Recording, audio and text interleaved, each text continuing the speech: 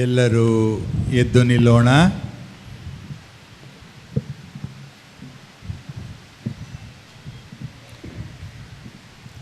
ಪವಿತ್ರ ಶುಕ್ರವಾರ, ಪ್ರಭುವಿನ ಪೂಜ್ಯ ಯಾತನೆಯ ಸ್ಮರಣೆ. ಪವಿತ್ರ ಶುಕ್ರವಾರ ದುಃಖದ ದಿನವಲ್ಲ, ಭಕ್ತಿ ಭಾವದಿಂದ ನಿಬ್ಬೆರಗಾಗುವ ದಿನ.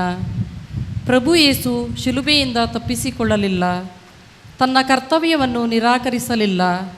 ದ್ರೋಹ, ಸುಳ್ಳು ಆರೋಪ, ಅವಮಾನ ಮತ್ತು ಕ್ರೂರ ಶಿಲುಬೆಯ ಮರಣ ಇವೆಲ್ಲವನ್ನು ಆತ ಧೈರ್ಯದಿಂದ ಸ್ವೀಕರಿಸಿದವನು. ಪಿಲಾತನ ಮುಂದೆ ಸತ್ಯವನ್ನು ಧೈರ್ಯವಾಗಿ ಹೇಳಿದವನು. ಕಲ್ವಾರಿಯ ಮಾರ್ಗದಲ್ಲಿ ಶಿಲುಬೆಯನ್ನು ಸ್ವ ಇಚ್ಛೆಯಿಂದ ಹೊತ್ತವನು. ಕೊನೆಯ ಉಸಿರಿನಲ್ಲಿಯೂ ತಂದೆಯ ಕೈಗಳಿಗೆ ತನ್ನ ಆತ್ಮವನ್ನು ಸಮರ್ಪಿಸಿದವನು. ಮರಣವನ್ನು ಇಷ್ಟೊಂದು ಧೈರ್ಯದಿಂದ ಎದುರಿಸಿದ ಪ್ರಭು ಯೇಸು ನಾಚಿಕೆಗೇಡಿನ ಸಾಧನವಾಗಿದ್ದ ಶಿಲುಬೆಯನ್ನು ಜಯದ ಸಂಕೇತವನ್ನಾಗಿ ರೂಪಾಂತರಿಸಿದರು.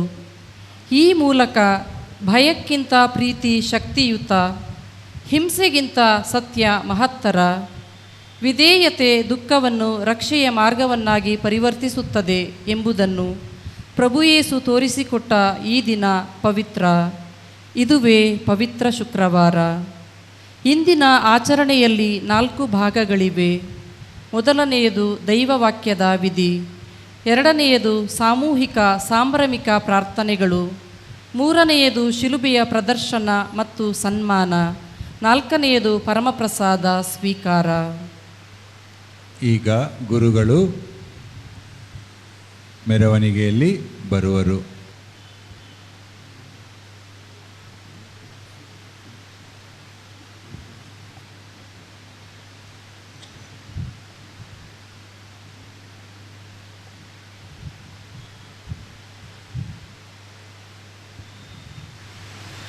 ಎಲ್ಲರೂ ಮೊಣಕಾಲೂರೋಣ.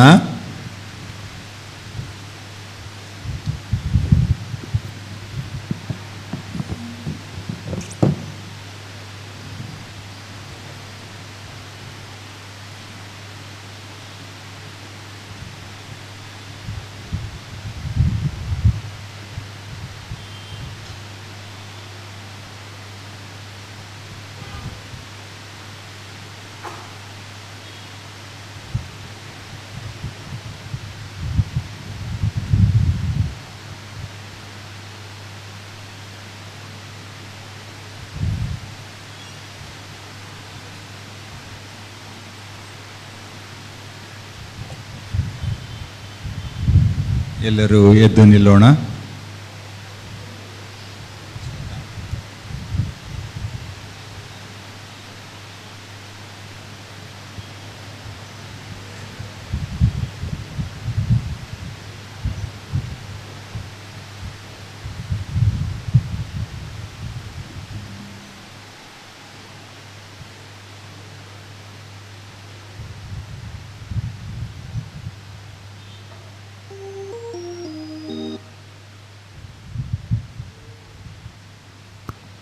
ಪ್ರಭು ನಿಮ್ಮ ಪುತ್ರ ಕ್ರಿಸ್ತರು ತಮ್ಮ ರಕ್ತವನ್ನು ಧಾರೆ ಎರುವುದರ ಮೂಲಕ ಪಾಸ್ಕ ಪರಮರಹಸ್ಯವನ್ನು ಸ್ಥಾಪಿಸಿದರು. ನಿಮ್ಮ ದಯೆಯನ್ನು ಸ್ಮರಿಸಿಕೊಂಡು ಶಾಶ್ವತ ಸಂರಕ್ಷಣೆಯಿಂದ ನಿಮ್ಮ ಭಕ್ತರನ್ನು ಪಾವನಗೊಳಿಸಿರಿ. ನಮ್ಮ ಪ್ರಭು ಕ್ರಿಸ್ತರ ಮುಖಾಂತರ ನಿಮ್ಮನ್ನು ಪ್ರಾರ್ಥಿಸುತ್ತೇವೆ.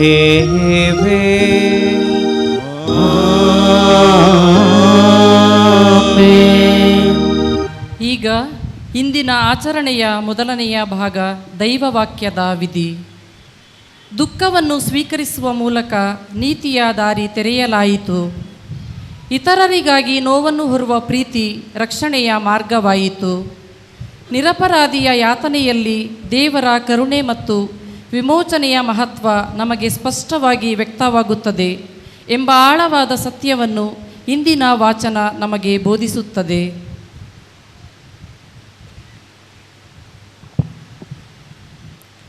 ಪ್ರವಾದಿ ಯೆಶಾಯನ ಗ್ರಂಥದಿಂದ ಇಂದಿನ ಮೊದಲನೆಯ ವಾಚನ. ನನ್ನ ದಾಸನಿದೋ, ಕೃತಜ್ಞ ಆಗುದ್ವನಾತ ಮಹಿಮಾನ್ವಿತ, ಏರುವನು ಉನ್ನತ ಪದವಿಗಾತ.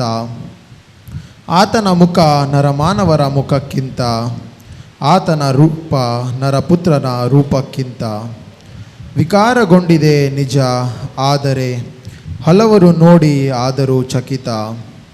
ಅಂತೆಯೇ ಹಲ ರಾಷ್ಟ್ರಗಳು ಚಕಿತವಾಗುವವು, ಅಚ್ಚರಿಗೊಂಡು ಬಾಯಿ ಮುಚ್ಚಿಕೊಳ್ಳುವವರು ಅರಸರು ಆತನನ್ನು ಕಂಡು. ಏಕೆನೆ ನೋಡುವವರವರು ಅಪೂರ್ವ ಸಂಗತಿಯೊಂದು, ಗ್ರಹಿಸಿಕೊಳ್ಳುವವರು ಎಂದು ಕೇಳದ ವಿಷಯವನ್ನು, ನಂಬುವರಾರು ನಾವು ಕೇಳಿದ ಸಂಗತಿಯನ್ನು, ಗುರುತಿಸುವವರಾರು ಸರ್ವೇಶ್ವರನ ಶಕ್ತಿಯನ್ನು. ಸರ್ವೇಶ್ವರನ ಮುಂದೆ ಬೆಳೆದನಾತ ಸಸಿಯಂತೆ, ಒಣ ನೆಲದೊಳಗೆ ಇಳಿಯುವ ಬೇರಿನಂತೆ. ಆತನಲ್ಲಿ ಅಂದ ಚಂದಗಳು ಯಾವುವೂ ಇರುವುದಿಲ್ಲ, ನೋಡಲು ಲಕ್ಷಣವಾದುವು ಏನೂ ಕಾಣಲಿಲ್ಲ. ಧಿಕ್ಕರಿಸಲ್ಪಟ್ಟವನು, ಮನುಜರಿಂದ ತಿರಸ್ಕೃತನು, ದುಃಖಕ್ರಾಂತನು, ಕಷ್ಟ ಸಂಕಟ ಅನುಭವಿಸದವನು, ನೋಡಿದವರು ಮುಖ ತಿರುಗಿಸುವಷ್ಟು ನಿಂದಕನು. ನಾವು ಲಕ್ಷ್ಯಕ್ಕೂ ತೆಗೆದುಕೊಳ್ಳಲಿಲ್ಲ ಆತನನ್ನು, ನಿಜವಾಗಿ ವಹಿಸಿಕೊಂಡನಾತ ನಮ್ಮ ಬಾಧೆಗಳನ್ನು. ಹೊರೆಯಂತೆ ಹೊತ್ತನಾತ ನಮ್ಮ ಕಷ್ಟ ಸಂಕಟಗಳನ್ನು. ನಾವು ಭಾವಿಸಿದ್ದಾದರೂ ಏನು, ಆತ ದೇವರಿಂದ ಬಾಧಿತನೆಂದು, ದಂಡನೆಗೆ ಗುರಿಯಾದವನು, ತಿರಸ್ಕೃತನಾದವನೆಂದು. ಗಾಯಗೊಂಡನಾತ ನಮ್ಮ ಪಾಪಗಳ ನಿಮಿತ್ತ, ಜರ್ಜರಿತನಾದ ನಮ್ಮ ದ್ರೋಹಗಳ ದೆಸೆಯಿಂದ. ಶಿಕ್ಷೆಗೊಳಗಾದ ನಮ್ಮ ರಕ್ಷೆಗಾಗಿ, ಪೆಟ್ಟು ತಿಂದ ನಮ್ಮ ಸ್ವಸ್ಥತೆಗಾಗಿ. ತೊಳೆದುತ್ತಿದ್ದೆವು ನಾವೆಲ್ಲರೂ ದಾರಿ ತಪ್ಪಿದ ಕುರಿಗಳಂತೆ, ಹಿಡಿಯುತ್ತಿದ್ದನು ಪ್ರತಿಯೊಬ್ಬನನ್ನು ತನ್ನ ತನ್ನ ದಾರಿಯನ್ನೇ. ನಮ್ಮೆಲ್ಲರ ದೋಷವನ್ನು ಸರ್ವೇಶ್ವರ ಹಾಕಿದ ಆತನ ಮೇಲೆ, ಬಾಧೆಗೊಳಗಾದ ಹಿಂಸೆ ಸಹಿಸಿದ ಆತ ಬಾಯಿ ತೆರೆಯದೆ, ಹೌದು ಬಾಯಿ ತೆರೆದೇ ಇದ್ದ ಬಲಿಗೊಯ್ದ ಕುರಿಮರಿಯಂತೆ, ತುಪ್ಪಟ ಕತ್ತರಿಸುವ ಮುಂದಿರುವ ಮೂಕ ಕುರಿಮರಿಯಂತೆ. ಎಳೆದೊಯ್ದರು ಬಂಧನದಿಂದ ನ್ಯಾಯಸ್ಥಾನದಿಂದ, ಹೌದು ದೂರ ಮಾಡಿದರು ಆತನನ್ನು ಜೀವಲೋಕದಿಂದ. ವಧೆಯಾದನಾತ ನಮ್ಮ ಜನರ ಪಾಪದ ದೆಸೆಯಿಂದ, ಆದರೆ ಸಮಕಾಲೀನವರು ಯಾರೂ ಮರುಗಲಿಲ್ಲ ಕನಿಕರದಿಂದ. ಮಾಡಲಿಲ್ಲ ಆತ ಯಾವ ಪಾಪಕೃತ್ಯ, ಅವನ ಬಾಯಲ್ಲಿರಲಿಲ್ಲ ವಂಚನೆಯ ವಾಕ್ಯ. ಹೂಣಿದವರಾತನನ್ನು ಸತ್ತ ಮೇಲೆ ದುರುಳರ ಹಾಗೂ ದುಷ್ಕರ್ಮಿಗಳ ನಡುವೆ, ಸರ್ವೇಶ್ವರನ ಚಿತ್ತದಂತೆ ಜರ್ಜರಿತನಾದ ಹಿಂಸೆ ಬಾಧೆಗಳಿಂದ. ಪಾಪ ಪ್ರಾಯಶ್ಚಿತ್ತಕ್ಕಾಗಿ ತನ್ನ ಪ್ರಾಣವನ್ನೇ ಸಮರ್ಪಿಸಿದ. ಈ ಪರಿ ಕಾಣುವನು ತನ್ನ ಸಿರಿ ಸಂತಾನವನ್ನು, ಪಡೆಯುವನು ಚಿರಜೀವವನ್ನು. ತಾನೇ ನೆರವೇರಿಸುವವನು ಸರ್ವೇಶ್ವರನ ಸಂಕಲ್ಪವನ್ನು. ತೃಪ್ತನಾಗುವನಾತ ಕಂಡು ತನ್ನ ಪ್ರಾಣಯಾತನೆಯ ಫಲವನ್ನು. ಸಜ್ಜನನಾದ ಆ ನನ್ನ ದಾಸ ತರುವನು ಸನ್ಮಾರ್ಗಕ್ಕೆ ಬಹುಜನರನ್ನು. ತಾನೇ ಹೊತ್ತುಕೊಳ್ಳುವವನು ಅವರ ಅಪರಾಧಗಳ ಹೊರೆಯನ್ನು. ಎಂತಲೇ ನೀಡುವೆ ಇವನಿಗೆ ಫಲವನ್ನು ದೊಡ್ಡವರ ಸಂಗಡ. ಹಂಚಿಕೊಳ್ಳುವವರು ಸುರೆಯನ್ನು ಬಲಿಷ್ಠರ ಸಂಗಡ. ಏಕೆನೆ ಪ್ರಾಣವನ್ನೇ ದಾರೆ ಎರೆದರೂ ಮರಣ ಹೊಂದಿದ್ದ. ದ್ರೋಹಿಗಳೊಂದಿಗೆ ತನ್ನನ್ನೇ ಒಂದಾಗಿ ಎಣಿಸಿಕೊಂಡ. ಅನೇಕರ ಪಾಪವನ್ನು ಹೊತ್ತು ಅವರಿಗಾಗಿ ಪ್ರಾರ್ಥಿಸಿದ. ಪ್ರಭುವಿನ ವಾಕ್ಯ. ದೇವರಿಗೆ ಕೃತಜ್ಞತೆ ಸಲ್ಲಲಿ. ಎಂಥ ಘೋರ ಮೌನವೆಂದು ಲೋಕದ ರಕ್ಷಕರು ಮಡಿದರು ಎಂದು. ಎಂಥ ಘೋರ ಮೌನವೆಂದು ಲೋಕದ ರಕ್ಷಕರು ಮಡಿದರು ಎಂದು. ಓ ಮನುಜ ನೀ ನೋಡು, ಓ ಮನುಜ ನೀ ನೋಡು. ಶಿಲುಬೆಯ ಮೇಲೆ ಪ್ರಭುವಿನ ಪಾಡು. ಈ ಕಷ್ಟವು ನಮ್ಮ ಪಾಪಕ್ಕಾಗಿ, ಈ ಯಾತನೆ ನಮ್ಮ ತಪ್ಪಿಗಾಗಿ.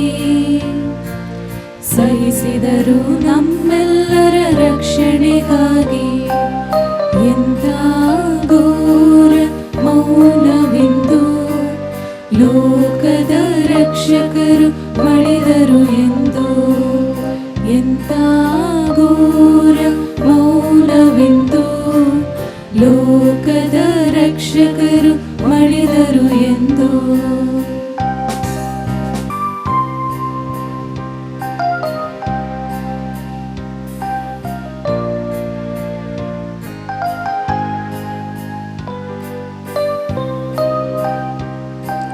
ಕಡುಗೆಂಪು ವರ್ಣದ ವಸ್ತ್ರವ ತೊಟ್ಟು ಶಿರಬಾಗಿ ನಿಂತರು ಅಪರಾಧಿಯಂತೆ.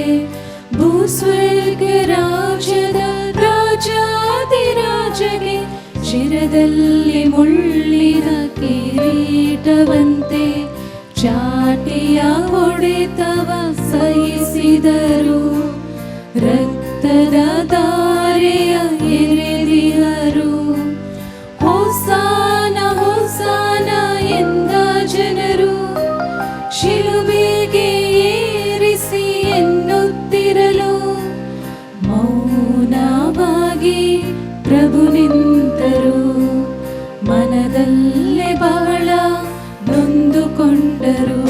ಪ್ರಭುವೇ ಪ್ರಭುವೇ ಪ್ರಭುವೇ ಪ್ರಭುವೇ ಪ್ರಭುವೇ ಪ್ರಭುವೇ ಪ್ರಭುವೇ ಪ್ರಭುವೇ ಎಂಥ ಘೋರ ಮೌನವೆಂದು ಲೋಕದ ರಕ್ಷಕರು ಮಡಿದರು ಎಂದು. ಎಂಥ ಘೋರ ಮೌನವೆಂದು ಲೋಕದ ರಕ್ಷಕರು ಮಡಿದರು ಎಂದು.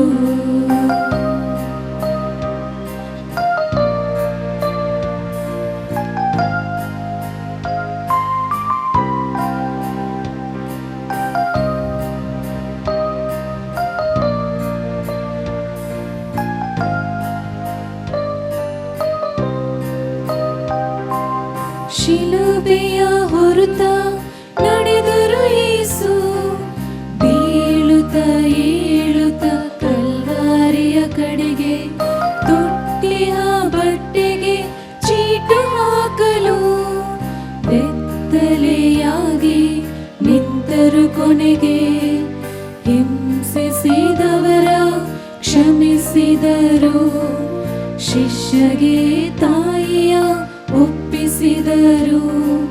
ದಾಹವೆಂದು ಹುಲಿರಸ ಕುಡಿದು ಎಲ್ಲವೂ ನೆರವೇರಿತು ಎಂದು ನುಡಿದು ಆತ್ಮವ ತಂದೆಗೆ ಒಪ್ಪಿಸಿದರು.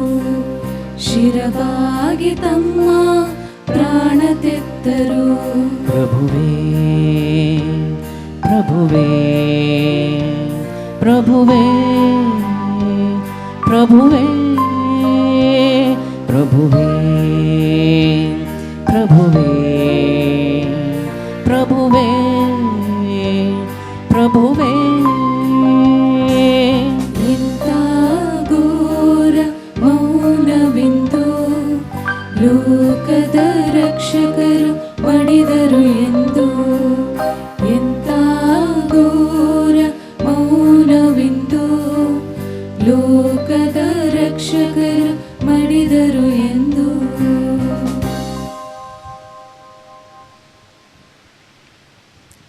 ಪ್ರಭು ಯೇಸು ನಮ್ಮ ಮಹಾಯಾಜಕನಾಗಿ ಕೇವಲ ಬಲಿಯನ್ನು ಅರ್ಪಿಸಿದವನಲ್ಲ, ಆತನೇ ಬಲಿಯಾದವನು.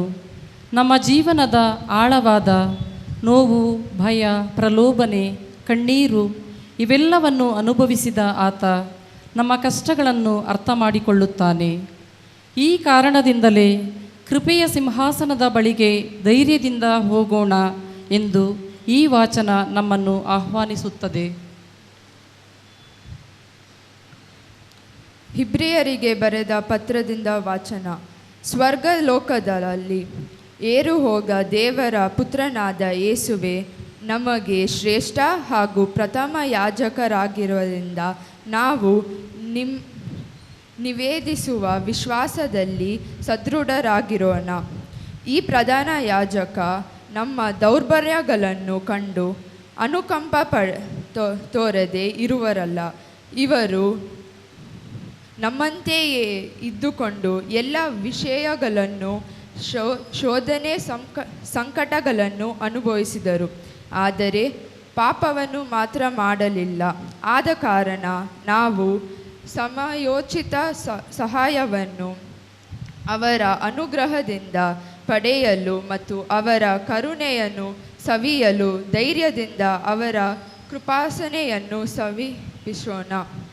ಕ್ರಿಸ್ತ ಯೇಸು ಈ ಬದುಕಲ್ಲಿ ಇದ್ದುವಾಗ ತಮ್ಮನ್ನು ಮರಣದಿಂದ ಕಾಪಾಡಲು ಶಕ್ತರಾದ ದೇವರನ್ನು ಉಚ್ಚಸ್ವರದಿಂದ ಕೂಗುತ್ತಾ ಕಣ್ಣೀರಿಡುತ್ತಾ ವಿನಂತಿಸಿ ಪ್ರಾರ್ಥಿಸಿದರು. ಅವರ ಭಯಭಕ್ತಿಯನ್ನು ನೋಡಿ ದೇವರು ಅವರ ಮೊರೆಯನ್ನು ಆಲಿಸಿದರು.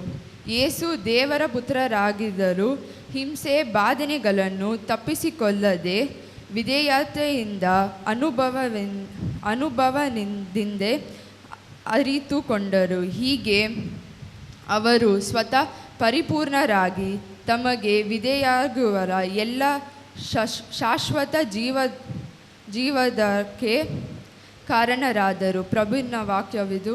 ದೇವರಿಗೆ ಕೃತಜ್ಞತೆ ಸಲ್ಲಲಿ.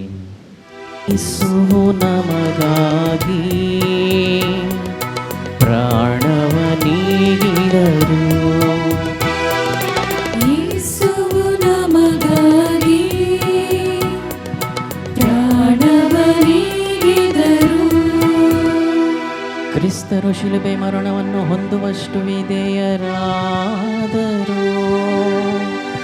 ಆದುದರಿಂದ ದೇವರು ಅವರನ್ನು ಅತ್ಯುನ್ನತ ಸ್ಥಾನಕ್ಕೇರಿಸಿ ಎಲ್ಲ ಹೆಸರುಗಳಿಗಿಂತ ಶ್ರೇಷ್ಠವಾದ ಹೆಸರನ್ನು ಅವರಿಗೆ ದಯಪಾಲಿಸಿದ್ದಾರೆ. ಯೇಸು ನಮಗಾಗಿ ಪ್ರಾಣವ ನೀಡಿದರು. ಯೇಸುವು ನಮಗಾಗಿ ಪ್ರಾಣವ ನೀಡಿದರು. ಸಂತ ಯೋವಾನರು ಬರೆದ ಯೇಸು ಕ್ರಿಸ್ತರ ಪೂಜ್ಯ ಯಾತನೆಗಳ ವೃತ್ತಾಂತ. ಯೇಸು ಸ್ವಾಮಿ ತಮ್ಮ ಶಿಷ್ಯರೊಡನೆ ಹೊರಟು ಕಿದ್ರೋನ್ ಹಳ್ಳವನ್ನು ದಾಟಿ ಅಲ್ಲೇ ಇದ್ದ ತೋಟವನ್ನು ಹೊಕ್ಕರು. ಅವರು ತಮ್ಮ ಶಿಷ್ಯರೊಡನೆ ಆಗಾಗ ಅಲ್ಲಿಗೆ ಬರುವುದು ವಾಡಿಕೆ.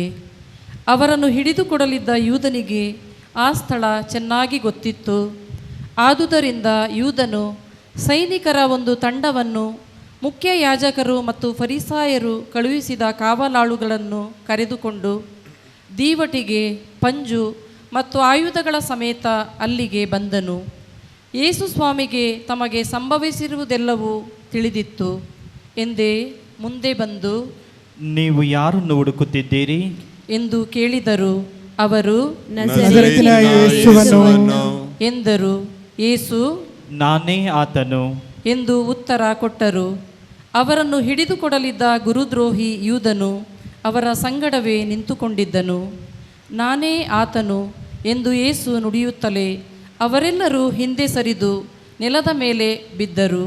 ಯೇಸು ಮತ್ತೊಮ್ಮೆ ನೀವು ಯಾರನ್ನು ಹುಡುಕುತ್ತಿದ್ದೀರಿ ಎಂದು ಕೇಳಲು ನಜರೇತಿನ ಯೇಸುವನ್ನು ಎಂದು ಉತ್ತರ ಬಂದಿತು. ಅದಕ್ಕೆ ಯೇಸು, ನಾನೇ ಆತನೆಂದು ನಿಮಗೆ ಆಗಲೇ ಹೇಳಿದೆ.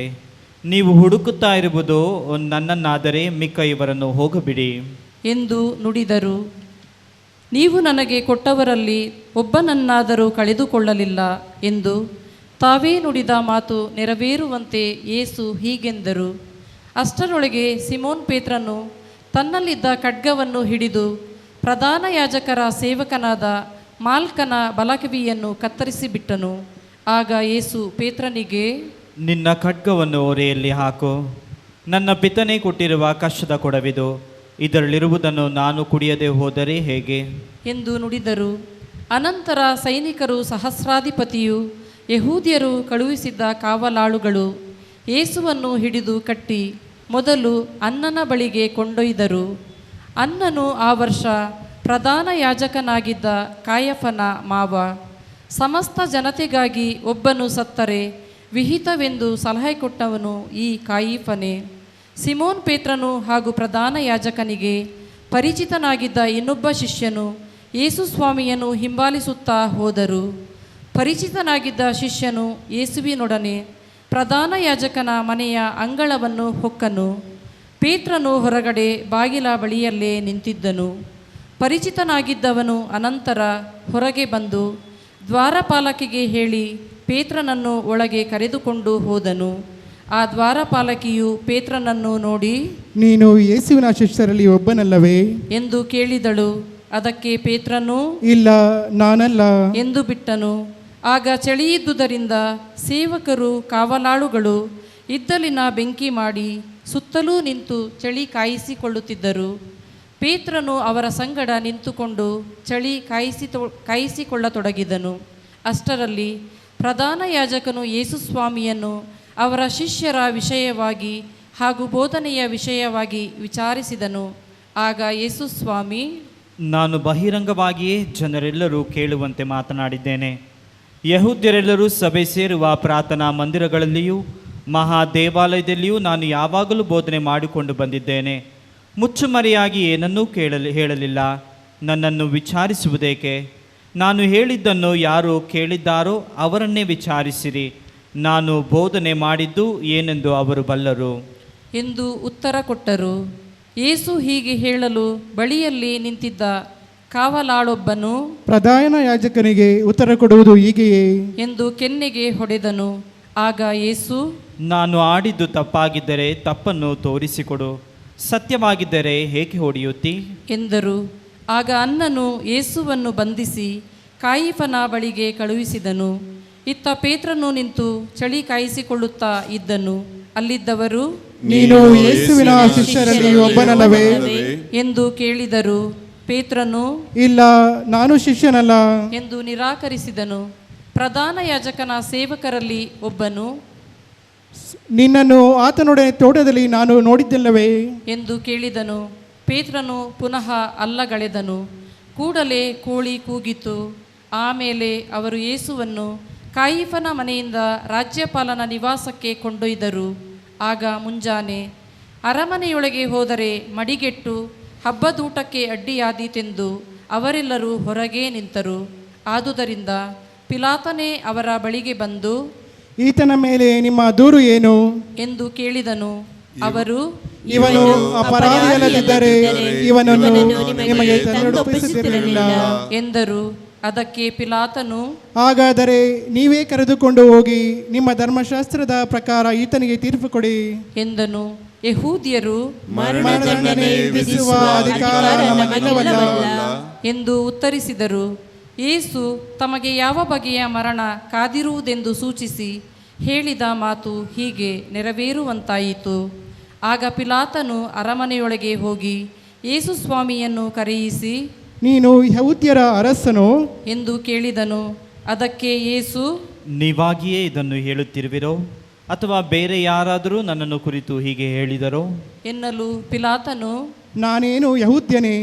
ನಿನ್ನ ಸ್ವಂತ ಜನರು ಮತ್ತು ಮುಖ್ಯ ಯಾಜಕರು ನಿನ್ನನ್ನು ನನ್ನ ಕೈಗೆ ಒಪ್ಪಿಸಿದ್ದಾರೆ. ನೀನು ಏನು ಮಾಡಿದ್ದೀಯಾ ಎಂದು ಕೇಳಿದನು. ಅದಕ್ಕೆ ಯೇಸು, ನನ್ನ ಸಾಮ್ರಾಜ್ಯ ಈ ಲೋಕದ್ದಲ್ಲ. ನನ್ನ ಸಾಮ್ರಾಜ್ಯ ಈ ಲೋಕದ್ದಾಗಿದ್ದರೆ ಯಹೂದ್ಯರ ಕೈಗೆ ನಾನು ಬೀಳದಂತೆ ನನ್ನ ಅನುಯಾಯಿಗಳು ಕಾದಾಡುತ್ತಿದ್ದರು. ನಿಜವಾಗಿಯೂ ನನ್ನ ಸಾಮ್ರಾಜ್ಯ ಇಹಲೋಕದಲ್ಲ ಎಂದರು. ಪಿಲಾತನು, ಹಾಗಾದರೆ ನೀನೊಬ್ಬ ಅರಸನೋ ಎಂದು ಕೇಳಲು ಯೇಸು, ಅರಸ ಎನ್ನುವುದು ನೀವು ಹೇಳುವ ಮಾತು. ಸತ್ಯವನ್ನು ಕುರಿತು ಸಾಕ್ಷಿ ಹೇಳುವುದು ನನ್ನ ಕೆಲಸ. ಅದಕ್ಕಾಗಿಯೇ ನಾನು ಹುಟ್ಟಿದುದು, ಅದಕ್ಕಾಗಿಯೇ ನಾನು ಜಗತ್ತಿಗೆ ಬಂದುದು. ಸತ್ಯಪರರೆಲ್ಲರೂ ನನ್ನ ಮಾತಿಗೆ ಕಿವಿಗೊಡುತ್ತಾರೆ ಎಂದು ಹೇಳಿದರು. ಆಗ ಪಿಲಾತನು, ಸತ್ಯ ಸತ್ಯ ಎಂದರೇನು ಎಂದು ಪ್ರಶ್ನಿಸಿ ಅಲ್ಲಿ ನಿಲ್ಲದೆ ಹೊರಗೆ ಬಂದನು. ಹೀಗೆ ಪಿಲಾತನು ಯಹೂದ್ಯರ ಬಳಿಗೆ ಬಂದು, ನನಗೆ ಈತನಲ್ಲಿ ಯಾವ ಅಪರಾಧವೂ ಕಾಣುವುದಿಲ್ಲ.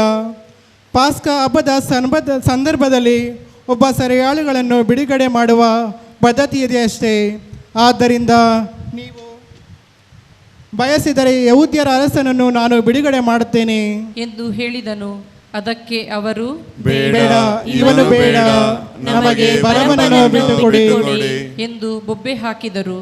ಬರಬ್ಬನು ಒಬ್ಬ ದರೋಡೆಕೋರನಾಗಿದ್ದನು. ಆಮೇಲೆ ಪಿಲಾತನು ಯೇಸು ಸ್ವಾಮಿಯನ್ನು ಅಲ್ಲಿಂದ ಕರೆದೊಯ್ದು ಕೊರಡೆಯಿಂದ ಹೊಡೆಸಿದನು.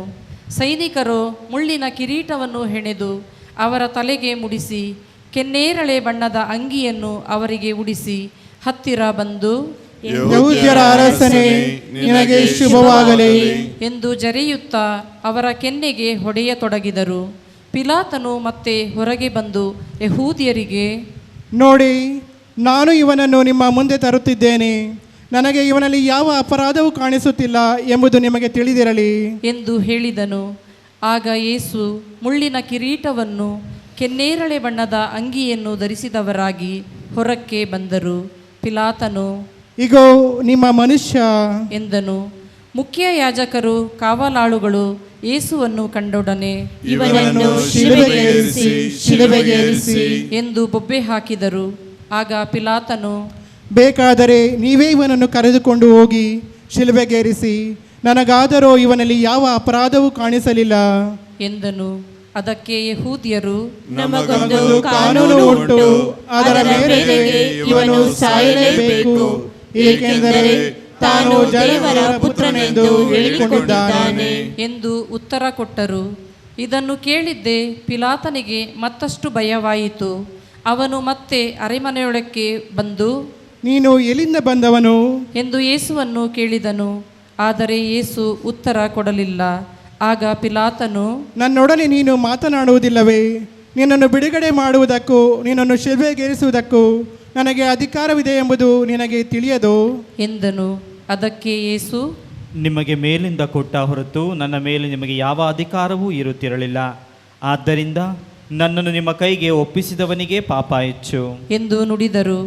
ಇದನ್ನು ಕೇಳಿದ ಮೇಲೆ ಪಿಲಾತನು ಯೇಸುವನ್ನು ಬಿಡುಗಡೆ ಮಾಡಲು ಪ್ರಯತ್ನಿಸಿದನು. ಯಹೂದ್ಯರಾದರೂ, ಇವನನ್ನು ಬಿಡುಗಡೆ ಮಾಡಿದರೆ ನೀವು ರೋಮ ಚಕ್ರವರ್ತಿಯ ಮಿತ್ರರಲ್ಲ, ತಾನೇ ಅರಸನೆಂದು ಹೇಳಿಕೊಳ್ಳುವ ಇವನು ರೋಮ್ ಚಕ್ರವರ್ತಿಗೆ ಶತ್ರು ಎಂದು ಕೂಗಿಕೊಂಡರು.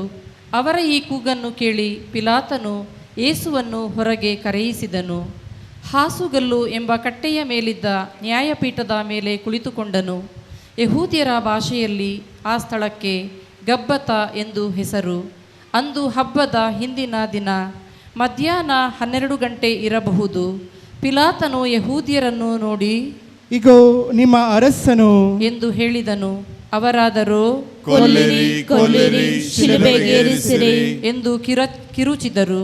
ಪಿಲಾತನು, ನಿಮ್ಮ ಅರಸನನ್ನು ಶಿಲುಬೆಗೇರಿಸಲೇ ಎಂದನು. ಅದಕ್ಕೆ ಮುಖ್ಯ ಯಾಜಕರು, ರೋಮ್ ಚಕ್ರವರ್ತಿಯ ಹೊರತು ನಮಗೆ ಬೇರೆ ಅರಸನಿಲ್ಲ ಎಂದು ಉತ್ತರ ಕೊಟ್ಟರು. ಕಡೆಗೆ ಪಿಲಾತನು ಯೇಸುವನ್ನು ಶಿಲುಬೆಗೇರಿಸುವುದಕ್ಕಾಗಿ ಅವರಿಗೆ ಒಪ್ಪಿಸಿಬಿಟ್ಟನು. ಅವರು ಯೇಸುವನ್ನು ತಮ್ಮ ವಶಕ್ಕೆ ತೆಗೆದುಕೊಂಡರು. ಯೇಸು ಸ್ವಾಮಿ ತಮ್ಮ ಶಿಲುಬೆಯನ್ನು ತಾವೇ ಹೊತ್ತುಕೊಂಡು ಕಪಾಲ ಎಂಬ ಸ್ಥಳಕ್ಕೆ ಹೋದರು. ಇದಕ್ಕೆ ಯಹೂದ್ಯರ ಭಾಷೆಯಲ್ಲಿ ಗೊಲ್ಗೊತಾ ಎಂದು ಹೆಸರು. ಅಲ್ಲಿ ಯೇಸುವನ್ನು ಶಿಲುಬೆಗೇರಿಸಿದರು. ಅವರ ಅಕ್ಕಪಕ್ಕದಲ್ಲಿ ಇನ್ನಿಬ್ಬರನ್ನು ಶಿಲುಬೆಗೆ ಹಾಕಿದರು. ಪಿಲಾತನು ಒಂದು ಫಲಕದ ಮೇಲೆ ನಜರೇತಿನ ಯೇಸು ಯಹೂದ್ಯರ ಅರಸ ಎಂದು ಬರೆಸಿ ಶಿಲುಬೆಯ ಮೇಲ್ಗಡೆ ಇರಿಸಿದನು. ಯೇಸುವನ್ನು ಶಿಲುಬೆಗೇರಿಸಿದ ಸ್ಥಳ ನಗರಕ್ಕೆ ಸಮೀಪದಲ್ಲೇ ಇದ್ದುದರಿಂದ ಹಲವು ಮಂದಿ ಯಹೂದ್ಯರು ಆ ಫಲಕವನ್ನು ಓದಿದರು. ಅದನ್ನು ಹಿಬ್ರಿಯ, ಲತೀನ್ ಮತ್ತು ಗ್ರೀಕ್ ಭಾಷೆಗಳಲ್ಲಿ ಬರೆಯಲಾಗಿತ್ತು. ಆದುದರಿಂದ ಯಹೂದ್ಯರ ಮುಖ್ಯ ಯಾಜಕರು ಪಿಲಾತನಿಗೆ, ಯಹೂದ್ಯರ ಅರಸ ಎಂದು ಬರೆಯುವುದು ಬೇಡ, ತಾನು ಯಹೂದ್ಯರ ಅರಸ ಎಂದು ಹೇಳಿಕೊಂಡವನು ಎಂದು ಬರೆಯಿರಿ ಎಂದರು. ಅದಕ್ಕೆ ಪಿಲಾತನು, ನಾನು ಬರೆದದ್ದು ಬರೆದಾಯಿತು ಎಂದನು.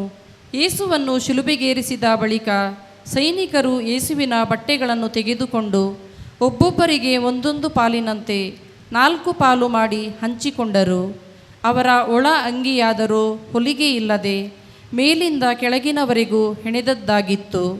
ಅದನ್ನು ತೆಗೆದುಕೊಂಡು ಅವರು ತಮ್ಮೊಳಗೆ, ಇದನ್ನು ಅರಿಯುವುದು ಬೇಡ, ಚೀಟು ಹಾಕಿ ಯಾರ ಪಾಲಿಗೆ ಬರುವುದು ನೋಡೋಣ ಎಂದು ಮಾತನಾಡಿಕೊಂಡು ಹಾಗೆಯೇ ಮಾಡಿದರು. ನನ್ನ ಬಟ್ಟೆಗಳನ್ನು ತಮ್ಮಲ್ಲಿ ಹಂಚಿಕೊಂಡರು, ನನ್ನ ಅಂಗಿಗಾಗಿ ಚೀಟು ಹಾಕಿದರು ಎಂಬ ಪವಿತ್ರ ಗ್ರಂಥದ ವಾಕ್ಯ ಹೀಗೆ ನೆರವೇರಿತು. ಯೇಸುವಿನ ತಾಯಿಯ ಸಹೋದರಿ ಕ್ಲೋಫನ ಹೆಂಡತಿ ಮರಿಯ ಮತ್ತು ಮಗ್ದಲದ ಮರಿಯ ಇವರು ಶಿಲುಬೆಯ ಬಳಿಯಲ್ಲಿ ನಿಂತಿದ್ದರು. ಯೇಸು ತಮ್ಮ ತಾಯಿಯನ್ನು ಆಕೆಯ ಪಕ್ಕದಲ್ಲಿ ನಿಂತಿದ್ದ ತಮ್ಮ ಆಪ್ತ ಶಿಷ್ಯನನ್ನು ನೋಡಿ, ಅಮ್ಮ, ಇಗೋ ನಿನ್ನ ಮಗ ಎಂದರು. ಅನಂತರ ತಮ್ಮ ಶಿಷ್ಯನನ್ನು ಕುರಿತು, ಇಗೋ ನಿನ್ನ ತಾಯಿ ಎಂದರು. ಅಂದಿನಿಂದ ಆ ಶಿಷ್ಯನು ಆಕೆಯನ್ನು ತನ್ನ ಮನೆಯಲ್ಲೇ ಇರಿಸಿಕೊಂಡನು. ಇದಾದ ಮೇಲೆ ಯೇಸು ಸ್ವಾಮಿ ನೆರವೇರಬೇಕಾದುದೆಲ್ಲವೂ ನೆರವೇರಿದೆ ಎಂದು ತಿಳಿದು ಪವಿತ್ರ ಗ್ರಂಥದಲ್ಲಿ ಬರೆದುದು ಈಡೇರುವಂತೆ ನನಗೆ ದಾಹವಾಗಿದೆ ಎಂದು ನುಡಿದರು. ಬಳಿಯಲ್ಲೇ ಹುಳಿರಸ ತುಂಬಿದ ಪಾತ್ರೆಯೊಂದಿತ್ತು. ಅವರು ಸ್ಪಂಜನ್ನು ಆ ಹುಳಿರಸದಲ್ಲಿ ತೋಯಿಸಿ ಹೀಸೋಪ್ ಗಿಡದ ಕೋಲಿಗೆ ಸಿಕ್ಕಿಸಿ ಯೇಸುವಿನ ಬಾಯಿಗೆ ಮುಟ್ಟಿಸಿದರು. ಯೇಸು ಆ ಹುಳಿರಸವನ್ನು ಸೇವಿಸುತ್ತಲೇ ಎಲ್ಲ ನೆರವೇರಿತು ಎಂದು ನುಡಿದು ತಲೆಬಾಗಿ ತಮ್ಮ ಆತ್ಮವನ್ನು ಒಪ್ಪಿಸಿದರು.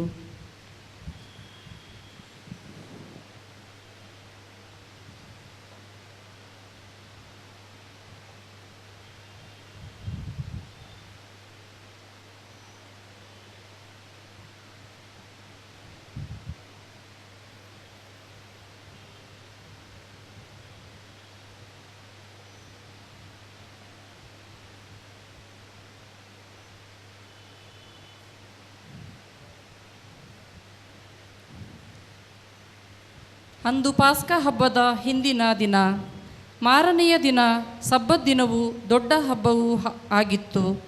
ಸಬ್ಬತ್ ದಿನದಂದು ಶವಗಳು ಶಿಲುಬೆಯ ಮೇಲೆ ತೂಗಾಡುವುದು ಸರಿಯಲ್ಲ ಎಂದುಕೊಂಡು ಶಿಲುಬೆಗೇರಿಸಲಾಗಿದ್ದವರ ಕಾಲುಗಳನ್ನು ಮುರಿದು ಅವರ ಶವವನ್ನು ಅಂದೇ ತೆಗೆಯಿಸಿ ಬಿಡಲು ಯಹೂದ್ಯರು ಪಿಲಾತನಿಂದ ಅಪ್ಪಣೆ ಕೇಳಿಕೊಂಡರು.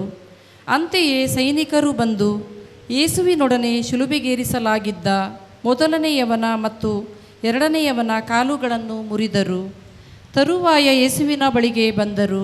ಯೇಸು ಆಗಲೇ ಸತ್ತು ಹೋಗಿರುವುದನ್ನು ಕಂಡು ಅವರ ಕಾಲುಗಳನ್ನು ಮುರಿಯಲಿಲ್ಲ. ಆದರೂ ಸೈನಿಕರಲ್ಲಿ ಒಬ್ಬನು ಈಟಿಯಿಂದ ಅವರ ಪಕ್ಕೆಯನ್ನು ತಿವಿದನು.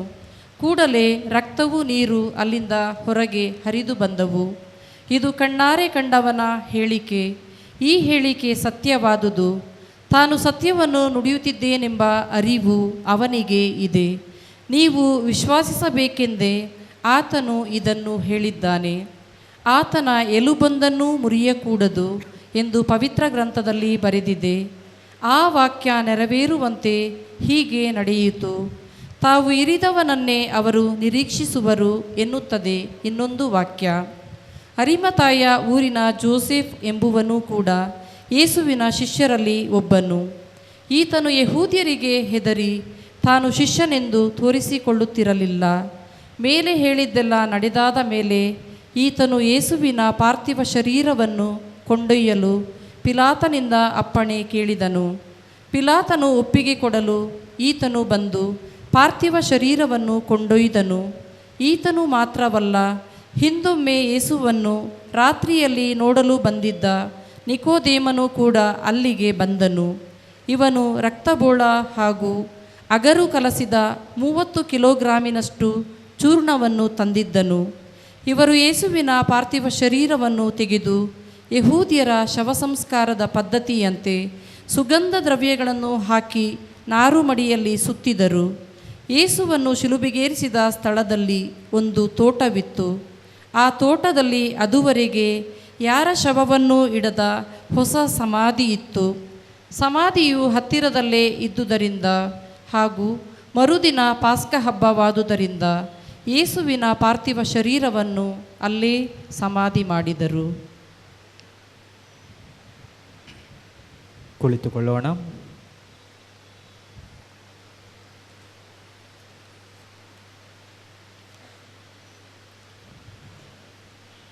ಪ್ರಭು ಕ್ರಿಸ್ತರಲ್ಲಿ ನನ್ನ ಒಲವಿನ ಸಹೋದರ ಸಹೋದರಿಯರೇ ಹಾಗೂ ನನ್ನ ಪ್ರೀತಿಯ ಮಕ್ಕಳೇ, ಒಂದು ಪುಟ್ಟ ಹಳ್ಳಿ. ಆ ಪುಟ್ಟ ಹಳ್ಳಿಯಲ್ಲಿ ಓರ್ವ ತಾಯಿ ಮತ್ತು ಓರ್ವ ಪುಟ್ಟ ಬಾಲಕ ವಾಸವಾಗಿರ್ತಾನೆ. ಈ ತಾಯಿಯು ವಿಧವೆಯಾದ ಕಾರಣದಿಂದ ತನ್ನ ಒಬ್ಬನೇ ಒಬ್ಬ ಮಗನನ್ನು ಅಪಾರ ಪ್ರೀತಿಯಿಂದ ಆಕೆ ನೋಡ್ಕೊಳ್ತಾ ಇರ್ತಾಳೆ. ಹೀಗೆ ಒಮ್ಮೆ ಒಂದು ದಿನ ಮನೆಯಲ್ಲಿ ನೀರು ಖಾಲಿಯಾದ ಕಾರಣದಿಂದ ಇಲ್ಲೇ ಪಕ್ಕದ ನದಿಯಲ್ಲಿ ಹೋಗಿ ನೀರನ್ನು ತರಬೇಕು ಅಂತ ಬಿಂದಿಗೆಯನ್ನು ತೆಗೆದುಕೊಂಡು ಹೋಗ್ತಾಳೆ. ಆ ಪುಟ್ಟ ಬಾಲಕ ತನ್ನ ಮಗ ಗಾಢ ನಿದ್ರೆಯಲ್ಲಿರ್ತಾನೆ. ತನ್ನ ಗುಡಿಸಲಿನಲ್ಲಿ ಮಲಗಿಸಿ ಆಕೆ ನದಿಯ ಕಡೆಗೆ ಹೋಗ್ತಾಳೆ. ನದಿಗೆ ಹೋಗಿ ನೀರನ್ನು ತೆಗೆದುಕೊಂಡು ಬರುವಷ್ಟರಲ್ಲಿ ಆ ಗುಡಿಸಲಿನ ಸುತ್ತಮುತ್ತ ಎಷ್ಟೊಂದು ಜನ ಸೇರಿರ್ತಾರೆ. ಎಲ್ಲರೂ ಕಿರ್ಚಾಡ್ತಾ ಇರ್ತಾರೆ. ತಾಯಿಗೆ ತಕ್ಷಣ ಭಯವಾಗುತ್ತೆ, ಏನು ಅಪಘಾತ ಆಗಿದೆಯೋ ಏನೋ ಅಂತ. ಆಕೆ ಓಡಿ ಬಂದು ನೋಡಿದಾಗ ತನ್ನ ಪುಟ್ಟ ಗುಡಿಸಲಿಗೆ ಬೆಂಕಿ ಬಿದ್ದಿರುತ್ತದೆ. ಜನರೆಲ್ಲರೂ ಸಹ, ಹಳ್ಳಿಯ ಜನರೆಲ್ಲ ನೀರನ್ನು ಹಾಕಿ ಆ ಒಂದು ಮನೆಗೆ ಅಟ್ಟಿಕೊಂಡಿರುವಂತಹ ಬೆಂಕಿಯನ್ನು ನಂದಿಸೋದಕ್ಕೆ ಪ್ರಯತ್ನಿಸ್ತಾರೆ.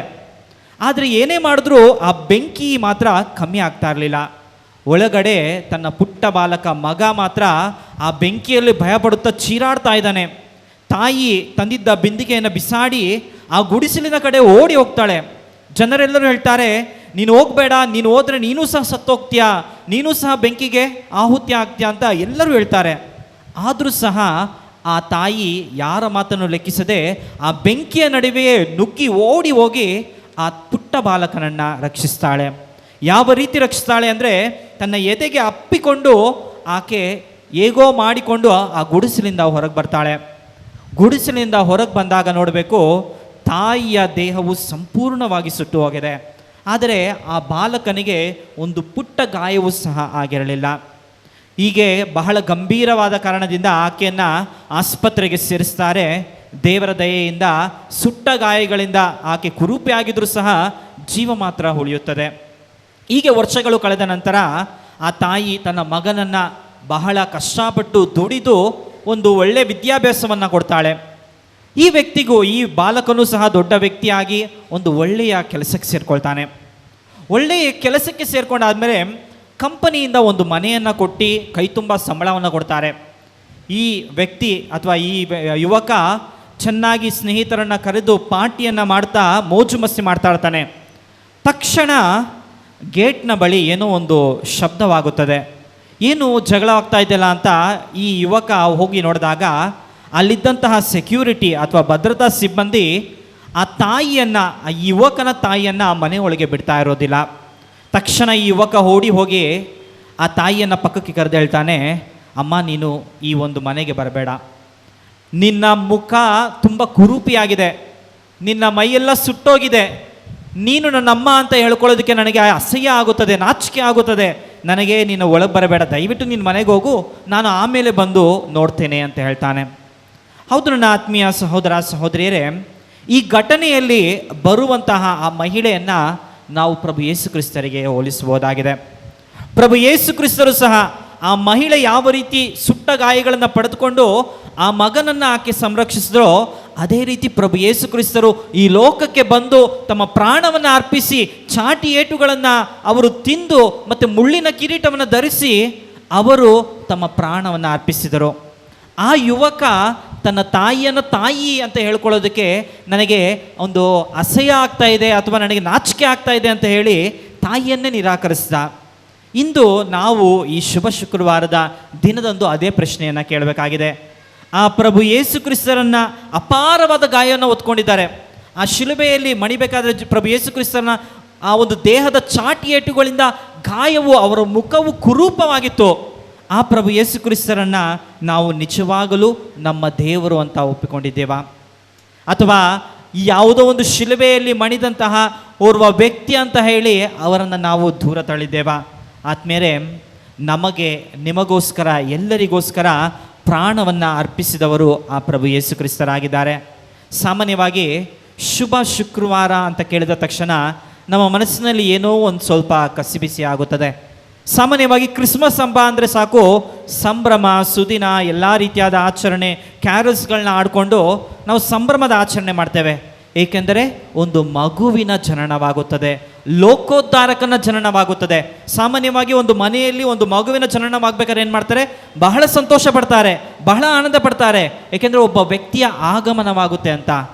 ಆದರೆ ಶುಭ ಶುಕ್ರವಾರ ಅದಕ್ಕೆ ವಿರುದ್ಧವಾಗಿದೆ. ಏಕೆಂದರೆ ಪ್ರಭು ಯೇಸು ಕ್ರಿಸ್ತರು ಈ ಲೋಕವನ್ನು ಅಪಾರವಾಗಿ ಪ್ರೀತಿಸಿ ಮನುಷ್ಯ ರೂಪವನ್ನು ತಾಳಿ ಈ ಲೋಕಕ್ಕೆ ಬಂದು ಆ ಶಿಲುಬೆಯ ಮೇಲೆ ಪ್ರಾಣವನ್ನು ಅರ್ಪಿಸಿದ ದಿನವಾಗಿದೆ.